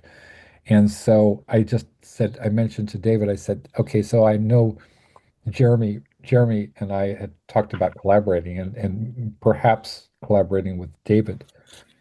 So I said, and he said, that would be great. I mean, I would love that Jeremy is on board. And so, and then, you know, and then he said, "Will this do?" or something like that. And I said, and I tried to pay him, and he said, "What's this?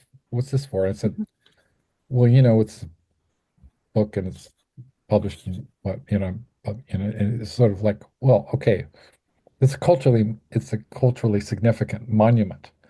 And so that's the origin story of Bela Lugosi's Dead. It was a cut up that was uploaded in David J. Haskins' brain after binge watching Bela Lugosi and Dracula. Okay, so Richard Modiano. Now, there's so many things that I wanted to ask you about. I wanted to ask you, and we did an interview, a print interview, for my blog. But you should talk about your how you came to know the Norwegian um, what was it, the Norwegian Poetry Cafe poets, William S. Burroughs, Allen Ginsberg, and the Lower East Side, that whole constellation of cultural constellation, that you came to know all these people. What was it like back in the day? Well, I moved to New York City to attend New York University in the summer of 1974, and I lived in a $110 a month apartment, 11 Waverly Place, which was in near Washington Square. And the NYU campus was not like it wasn't like segregated from the rest of the city. The buildings were scattered here and there.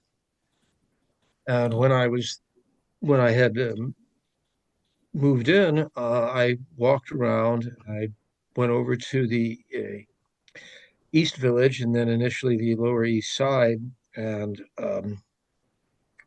I discovered the Poetry Project at St. Mark's in the Bowery, which is on East 10th Street and Second Avenue.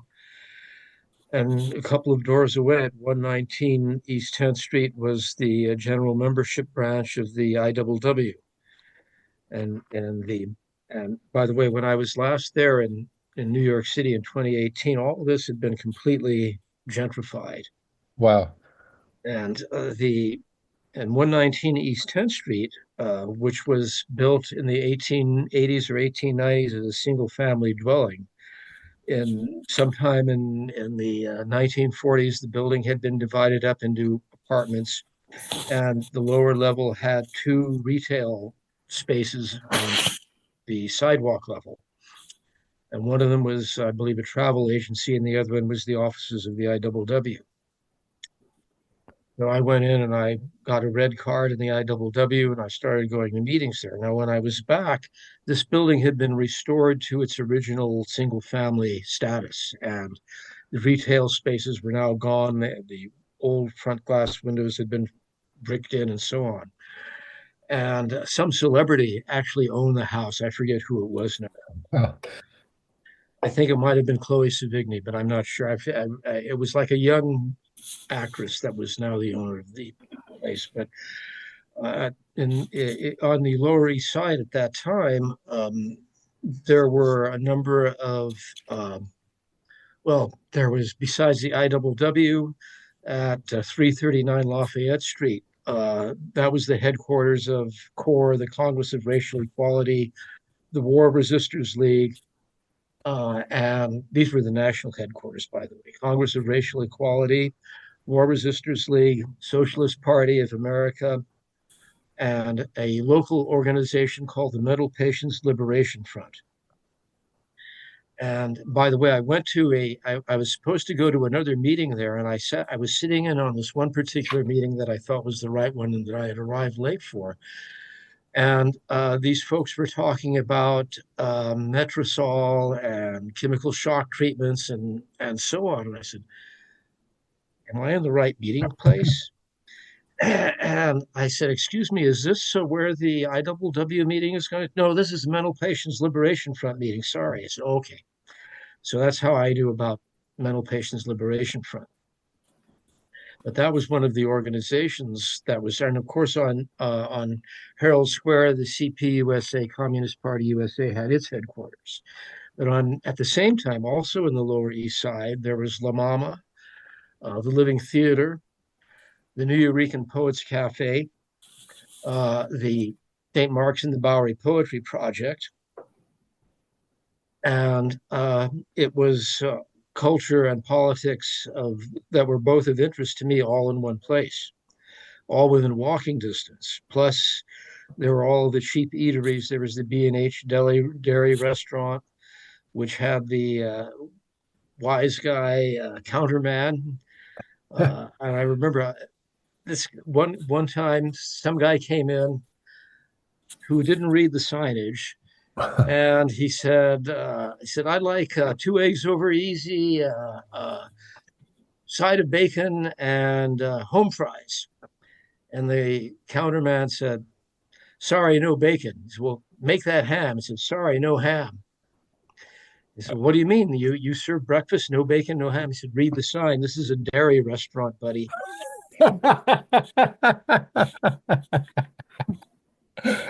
So, but he played this guy out. So that was at 127 Second Avenue, and it's still there. That was the B&H Dairy Restaurant was still there, and all of this was like the center of sort of a cutting edge politics and cutting edge culture. And there was, of course, there was also Anthology Film Archives was also on the Lower East Side, as well as Millennium Film Archives. And then there was the legendary Cine Club, which was an apartment that these two guys rented. It was totally unfurnished, and they had what was known. This is like going into ancient history for some people, but there used to be, when you took a plane flight, they showed a movie that was on 16 millimeter. Mm-hmm.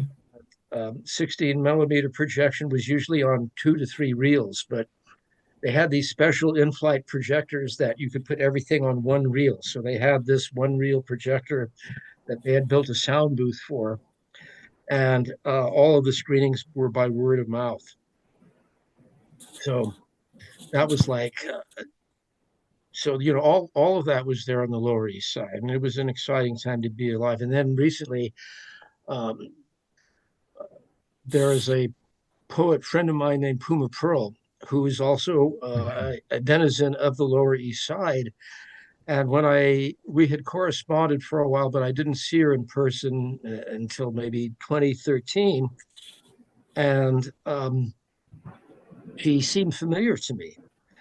And by a series of conversations, we realized that we must have been in the same room in the 1970s at the New Eurekan Poets Cafe, which was on East 4th Street. It's moved in a couple of different places, but we figured that's where we first encountered each other.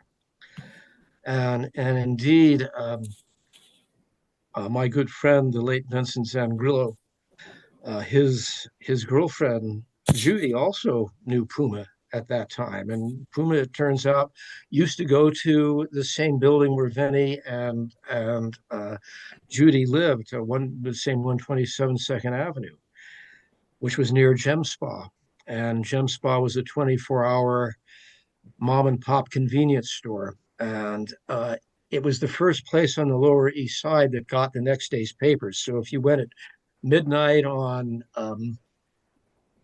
March 15th, you could get the paper for March 16th. It would be there. Yeah. So Allen Ginsberg was one of the people that he would always show up at 12:30, 1 a.m. to get the paper, to get the times before anybody else got the times. So, and when I saw Vinny back in those days, spending late nights there drinking and talking, and he was a cigarette smoker, I wasn't. So he'd run out of cigarettes. We'd go to Gem Spas and he'd buy a pack, and then there would be Ginsberg buying the Times. But we had a lot of great adventures doing that. I remember one memorable one. I wrote a poem about this too. We went there. This was in the 1980s, and we went there like at 1 a.m. and they had all the newspaper headlines out. All of the papers were out, and Bobby Sands had died. One of the Daily News had this big headlines: Bobby Sands dies, and there was a big photo of Bobby Sands on the front page. And so the papers all had their characteristic leads and styles.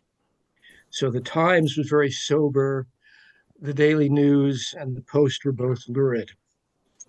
So the Times said Bobby Sands dies in custody. Rioting erupts across Ireland. Hmm.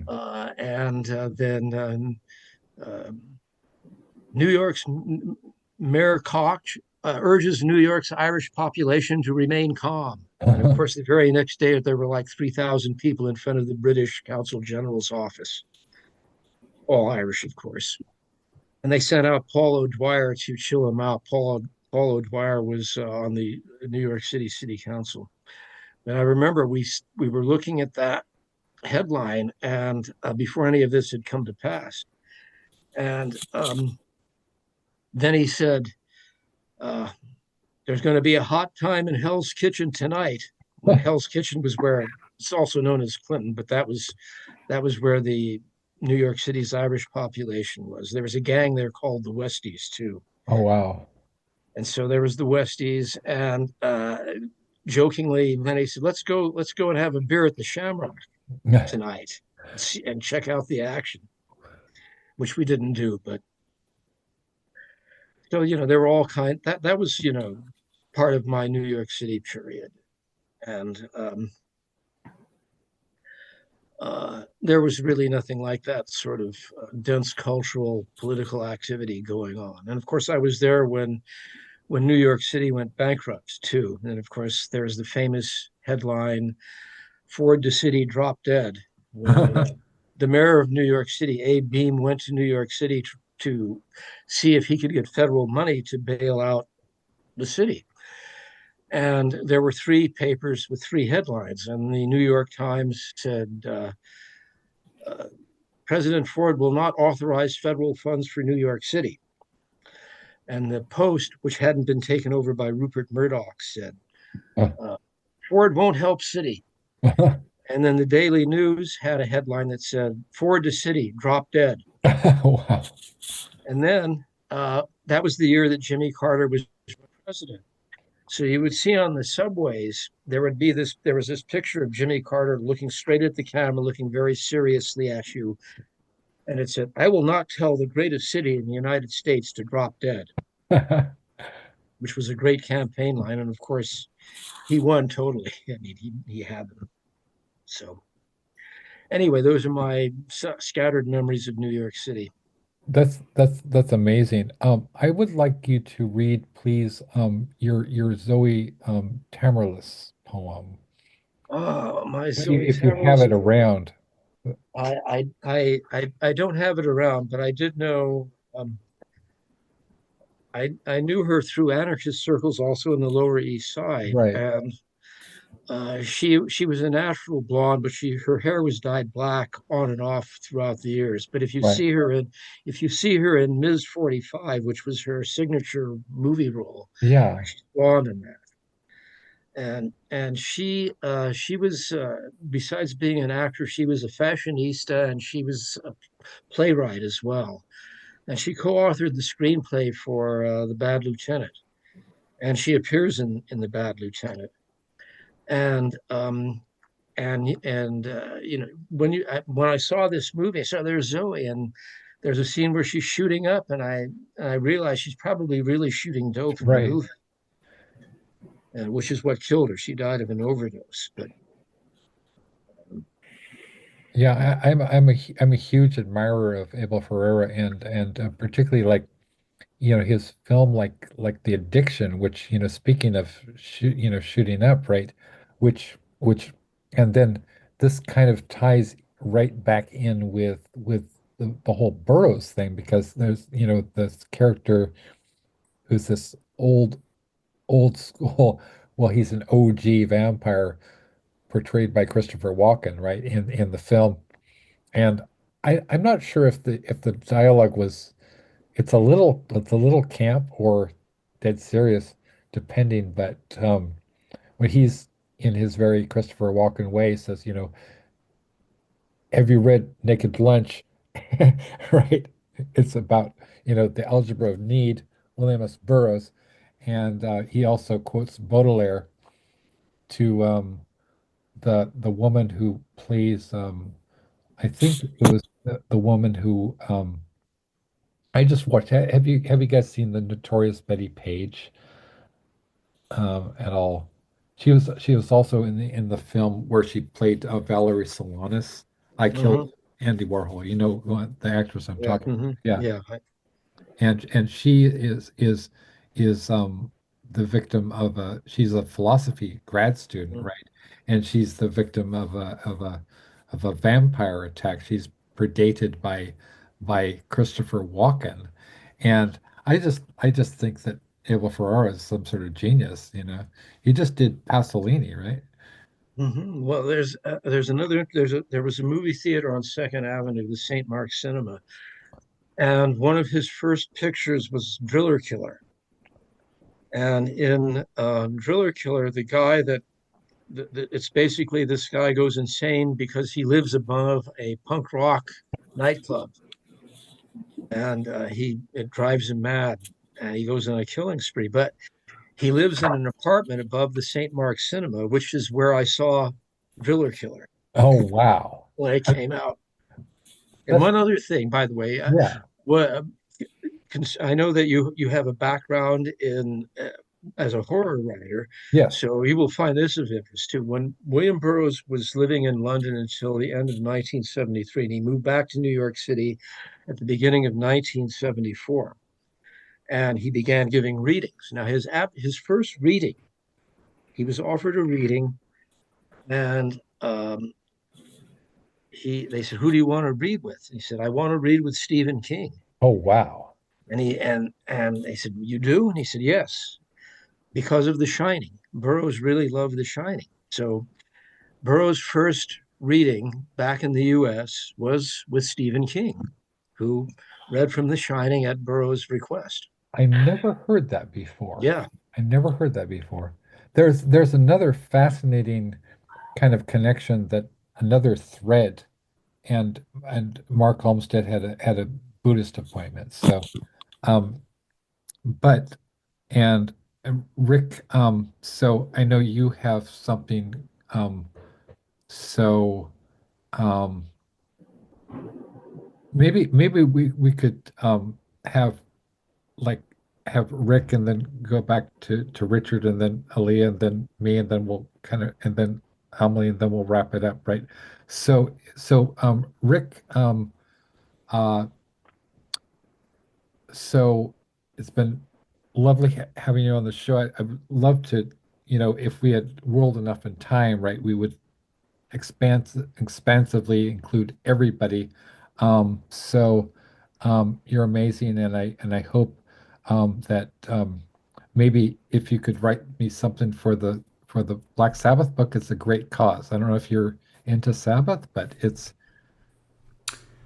Well, I observe the Sabbath, but I'm not sure. I'll have to think about that. okay.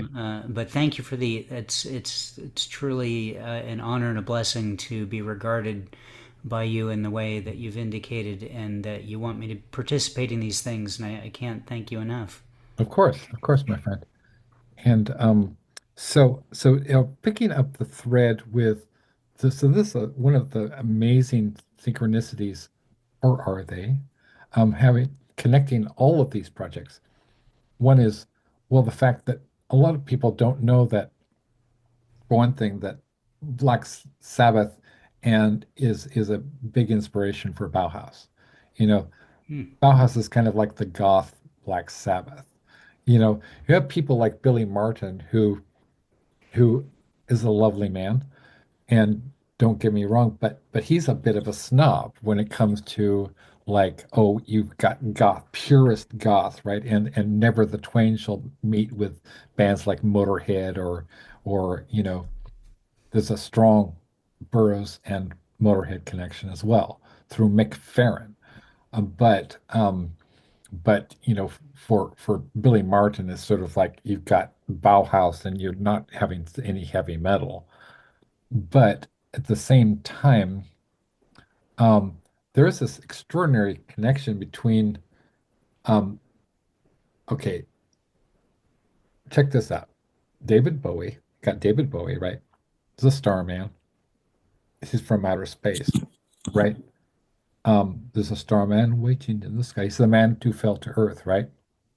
He was the star of a movie called The Hunger, which was based on a novel by Whitley Strieber, who also is best known for a couple of other novels, Wolfen, which was actually made into a movie by Michael Wadley, who made Woodstock, right? Which is interesting, right? And it's an interesting fact. And then, of course, Communion, which also starred Christopher Walken. Now, okay, so how does William S. Burroughs come into this? Well, there's a couple of also sideways connections with Blade Runner, which Burroughs gave the name to, and which was made by Ridley Scott, who's the brother of Tony Scott, who made The Hunger. Rest in peace, Tony Scott is no longer with us. The opening scene of The Hunger is, you know, famously, um, Bela Lugosi's dad is performed by, we see mostly Peter Murphy, but you see the headstock of David J. Haskins' bass just briefly. And you also see David Bowie, you see Anne Magnuson, you see Catherine Deneuve. You don't see Susan Sarandon yet. Oh, be still my heart.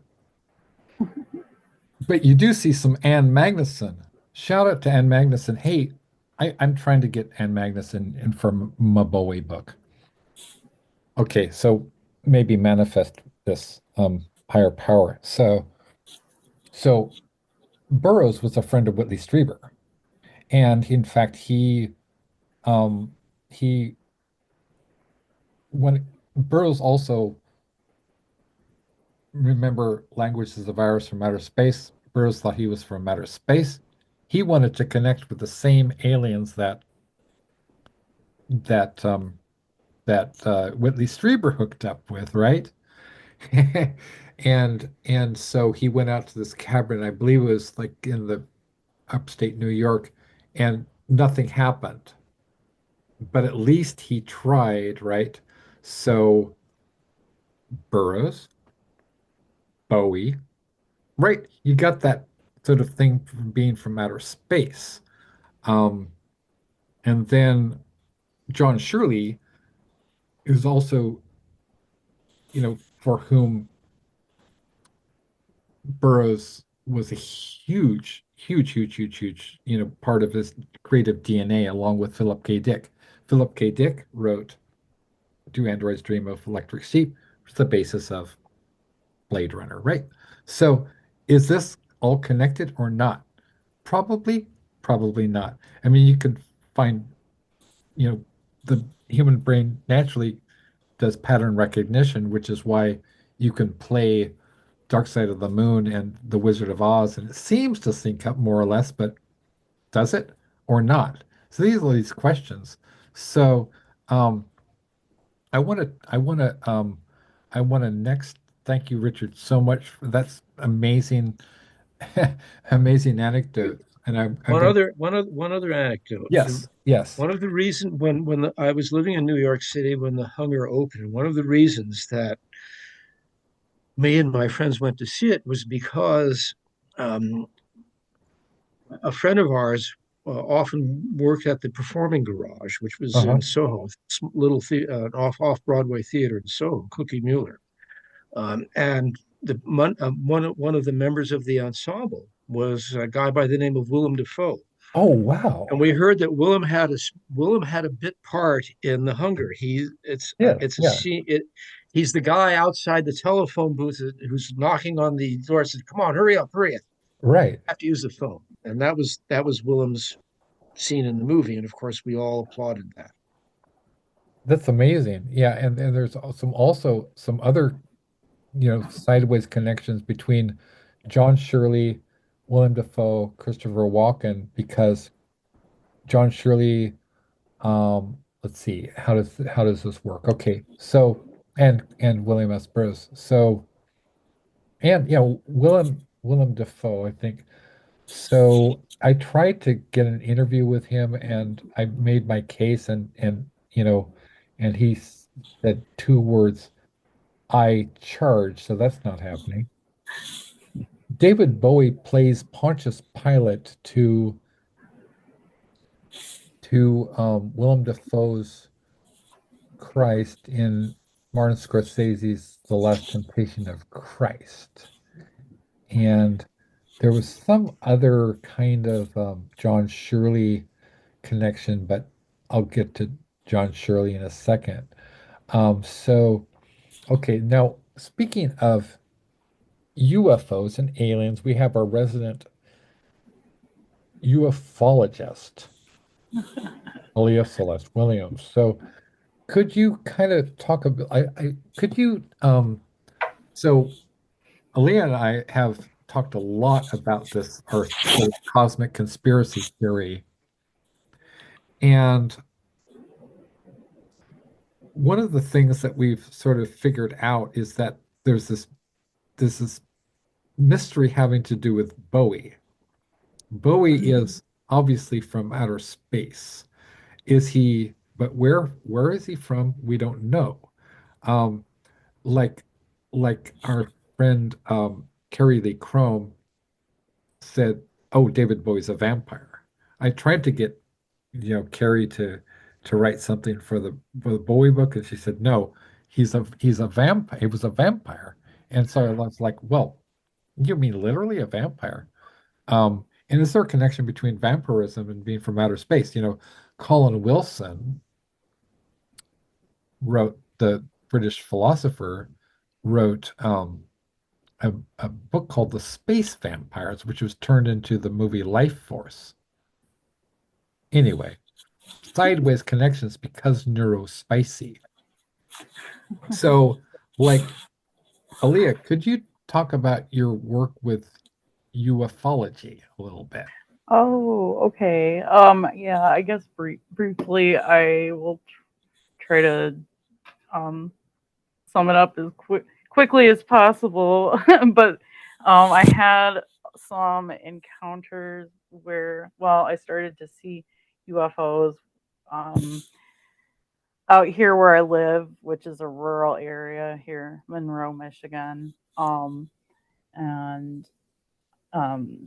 this started a long time ago. It was I used to I used to think it was like I have a bad chronological memory, so forgive me, but I think it was maybe sometime between 2007 and 2012, give or take. I don't know. I have a Uh-huh. horrible chronological memory, Oh I no, have oh a no, I lot of just realized something.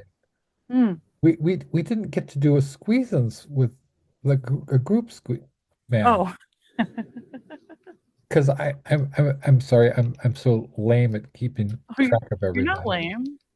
Okay. Well, Awesome. we're down to the hardcore, crew now. So it's just Yeah. you, me, and Amelie. So we Okay. can do a squeezins that way. But yeah, I'm sorry. Oh, that's okay. Well, yeah, so the UFO sightings were really just just it was like mind blowing to me. And I had a close encounter that had a real impact on me that um where I was where this object was over the river, and it was like over the river behind my house, and it was basically like right above my next door neighbor's yard, right at their Right. dumping line. and it shined its light on me for a minute, and then it turned, and I felt like I just felt like this really strong pull toward it, to where I just wanted to get the best look I could at it Uh-huh. and try to just take a mental photograph of that moment, and then try to, like, you know, try to see what I was seeing, because it was something I'd never seen before. And then it just turned, and then it, like, drifted across the river, and it moved like a fish in water very gracefully, and then it just vanished into the trees on the other side. Oh my Um goodness. and then there had been, after that, there were like several more close encounters with similar craft, but then there have also been a lot of different crafts. So it got me into, like, I don't know, I think that, like, the first close encounter just impacted me so much that I had to get into studying ufology and trying to put together the pieces of that puzzle. And I've also had, like, a lot of um just unexplainable occurrences happen throughout my life, like even before, like, the UFOs started appearing. So um yeah, so that's why I got into ufology. And so that's really interesting, Emily, that you said your roommate hangs out with Whitley Strieber. Is that what you said? That's He hangs out with him. He belongs to a salon out in Malibu okay. where a bunch of writers and actors get together and talk about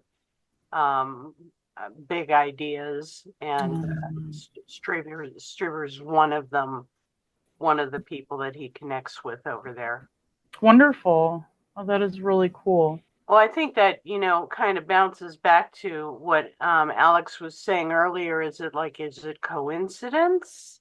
And my answer would be, no, I don't think it's coincidence. I think it's always a function of who's alive at the time and where they are. And Mhm. whether you're in a scene in New York City, like Richard was, you're going to be there at the time when all these great artists and these great organizations and these politically active groups are going to be intermingling. You come to Los Angeles and you're going to be interacting with different people because you're a Mhm. writer, you're an actor, you're a performer, you're a musician. Invariably, you're all going to rub elbows with each other. Yeah. So I don't think anything is necessarily a coincidence. I just think it is the zeitgeist. Hmm. Yeah, it Just is the my thought. zeitgeist. It is the Hmm. zeitgeist, and we felt that especially, hooking up with Ken Goffman, aka Are You Serious? Because it really feels and and and were you on the show with Ken I think I was. Pickles? I mean with I was asking Pickles because I think Oh, yeah. Well, yeah, the last one that I was in. yeah, that's right. That's right. Yeah. So Ken, he's a real sweet guy, and he's he has the same energy as you know most people, like they shed that skin and then they sort of move on, and sort of often people repudiate their whatever their affiliations, especially if it's something so radical as Ken did in with forming the neo psychedelic movement in the 90s. But he's really as enthusiastic about you know keeping the thread going with he and Shirley and those guys pretty much created cyber culture as we know Mhm. it. And he's very modest about, like, celebrating the fact that he was the one of the first people to promote the whole the word and the concept of cyberpunk, right? but with the first the cyberpunk issue of Mondo 2000, was nobody was talking about cyberpunk, and this was the very very first time that most the mainstream people had learned about a name that was really quite familiar to science fiction fans, William Gibson, right? And so in our last show, he talks about the origin story of how that came about. But I think it's really, really beautiful that he's so enthusiastic about working with me and Aaliyah and Oceana and by extension, Shirley and all our and Poppy Bright and all our authors. So it's really a wonderful guy, and we're really fortunate to have him as part of our team, and Oceana as well, So shout out to Oceana Teppenhart, and I know that they don't mind. In fact, they're very, very public about um this that they had a you know near death, actually died two times. Um, uh, uh, Fatal encounter with a batch of tainted um, ecstasy, which was sold to them as, what was it? Ketamine, right? Ketamine. So Mhm. it's actually, what was it supposed to be ecstasy, and then I think she said it was ketamine, and she said that she's allergic to ecstasy, and that oh, the people that gave it to her, who were supposed to be her friends, gave it to her. They told her it was ketamine. They knew that it it was was actually actually ecstasy, ecstasy and they with, knew that Oh she dear, was that's so allergic to it. right, irresponsible. and Yeah, which was yeah. which was tainted with an opioid called buffer buf So she's no longer friends bufedrin, with right? her. and Thankfully, and she died two times, and they died two Oh, times, and yeah. so as a No. result, they're completely cut ties with all, you know, the partying and whatever. I mean, it was a real wake up call, and I was really, why I really never partied to sick. begin with. I never partied. I Oh stayed yeah. home and read books.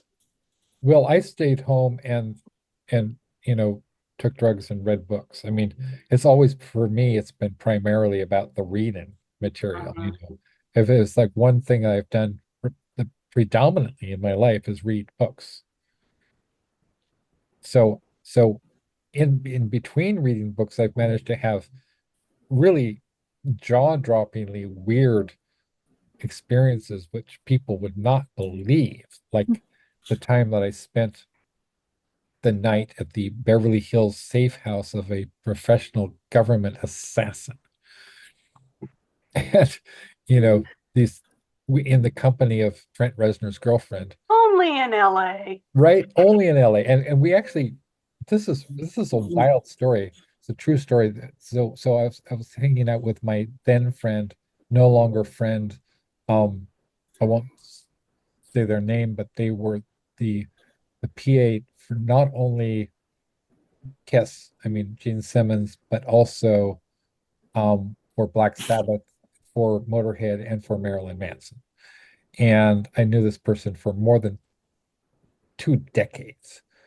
I think their hooking up with Marilyn Manson was not a good, I mean, I don't mean sexually, I mean just sort of like hanging out with that crew was not good for their mental health.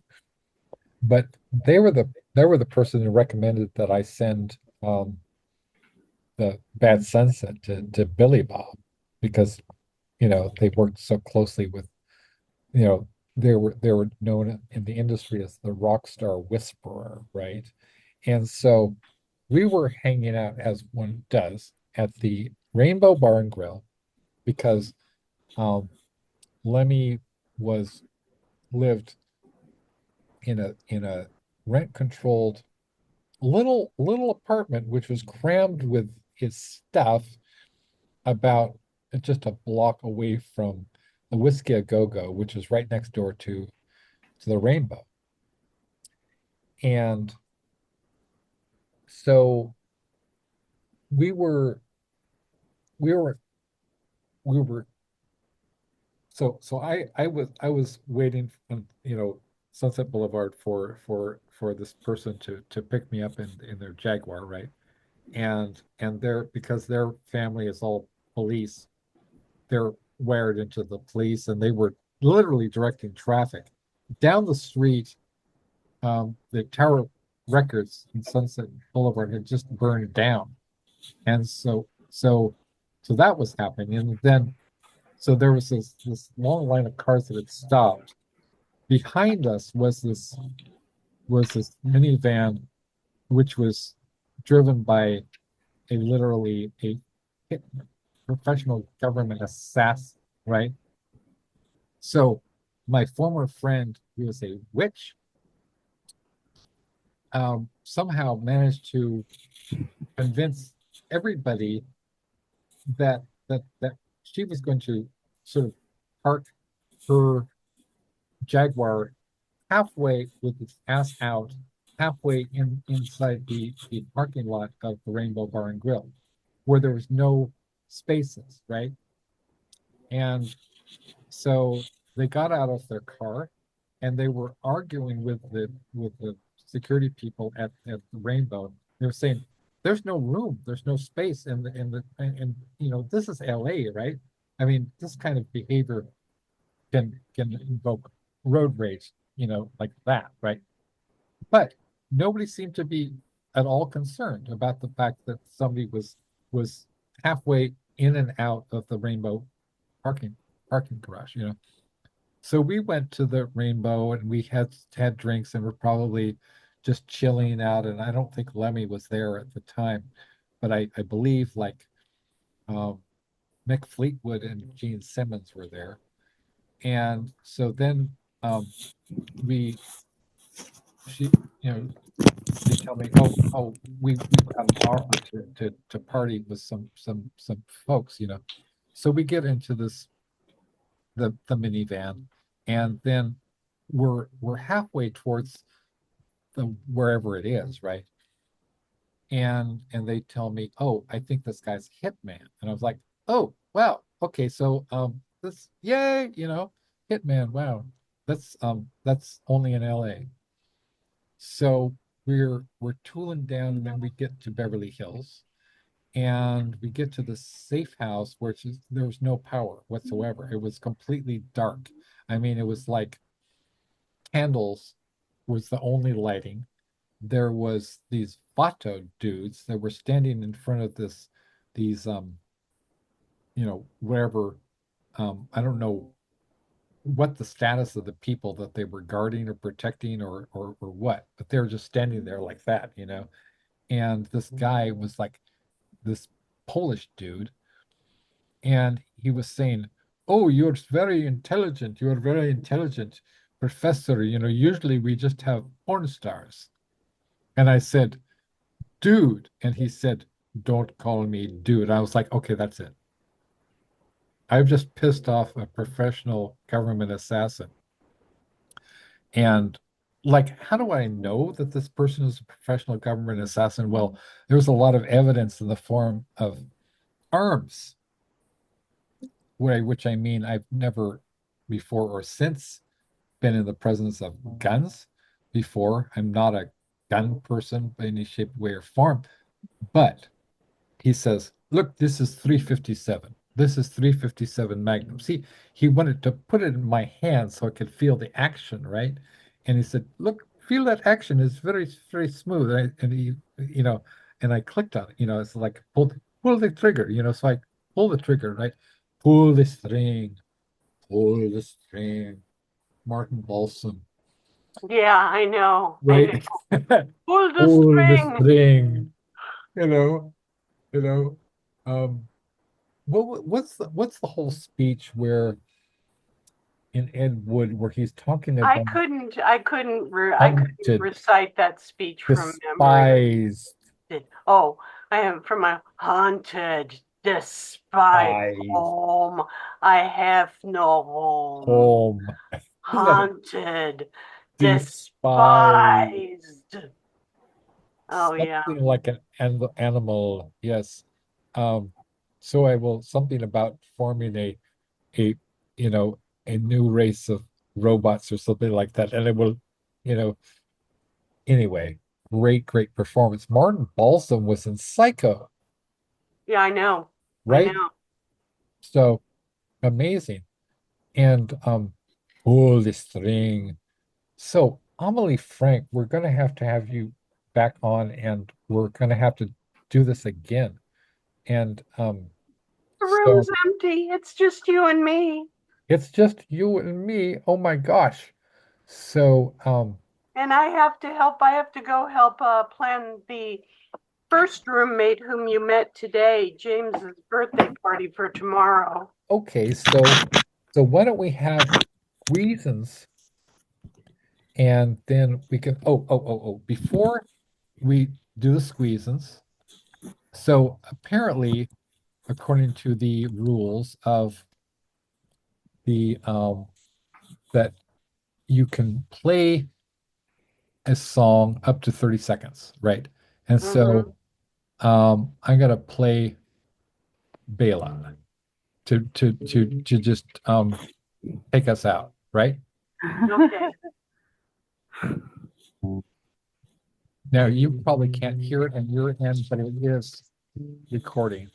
I can hear it. Okay.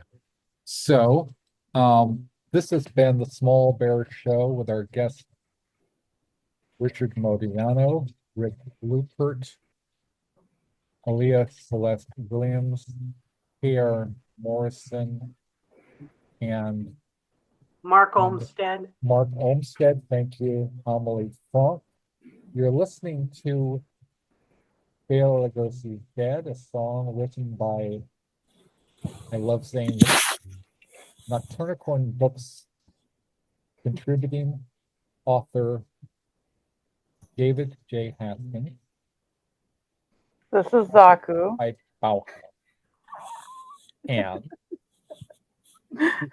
we're down to Amelie Frank and we're down to Aaliyah Celeste Williams. So let's have a nice big Bela Lugosi's Dead squeeze. Right? Squeezing. Ready? Aw, yay. So sweet. Okay, I love you. Love you It too. was love Okay. you. It was so nice to meet you. It was nice to meet you and your kitty cat. Yay. And, we will meet again sometime soon. Cool. Sounds Okay. great. We're undead. Yeah, we're undead. Talk to you later. Bye. Later. Bye-bye. Bye. The ghost is dead. The bats have left the bell tower. The victims have been bled. Okay. See you soon, Pickles.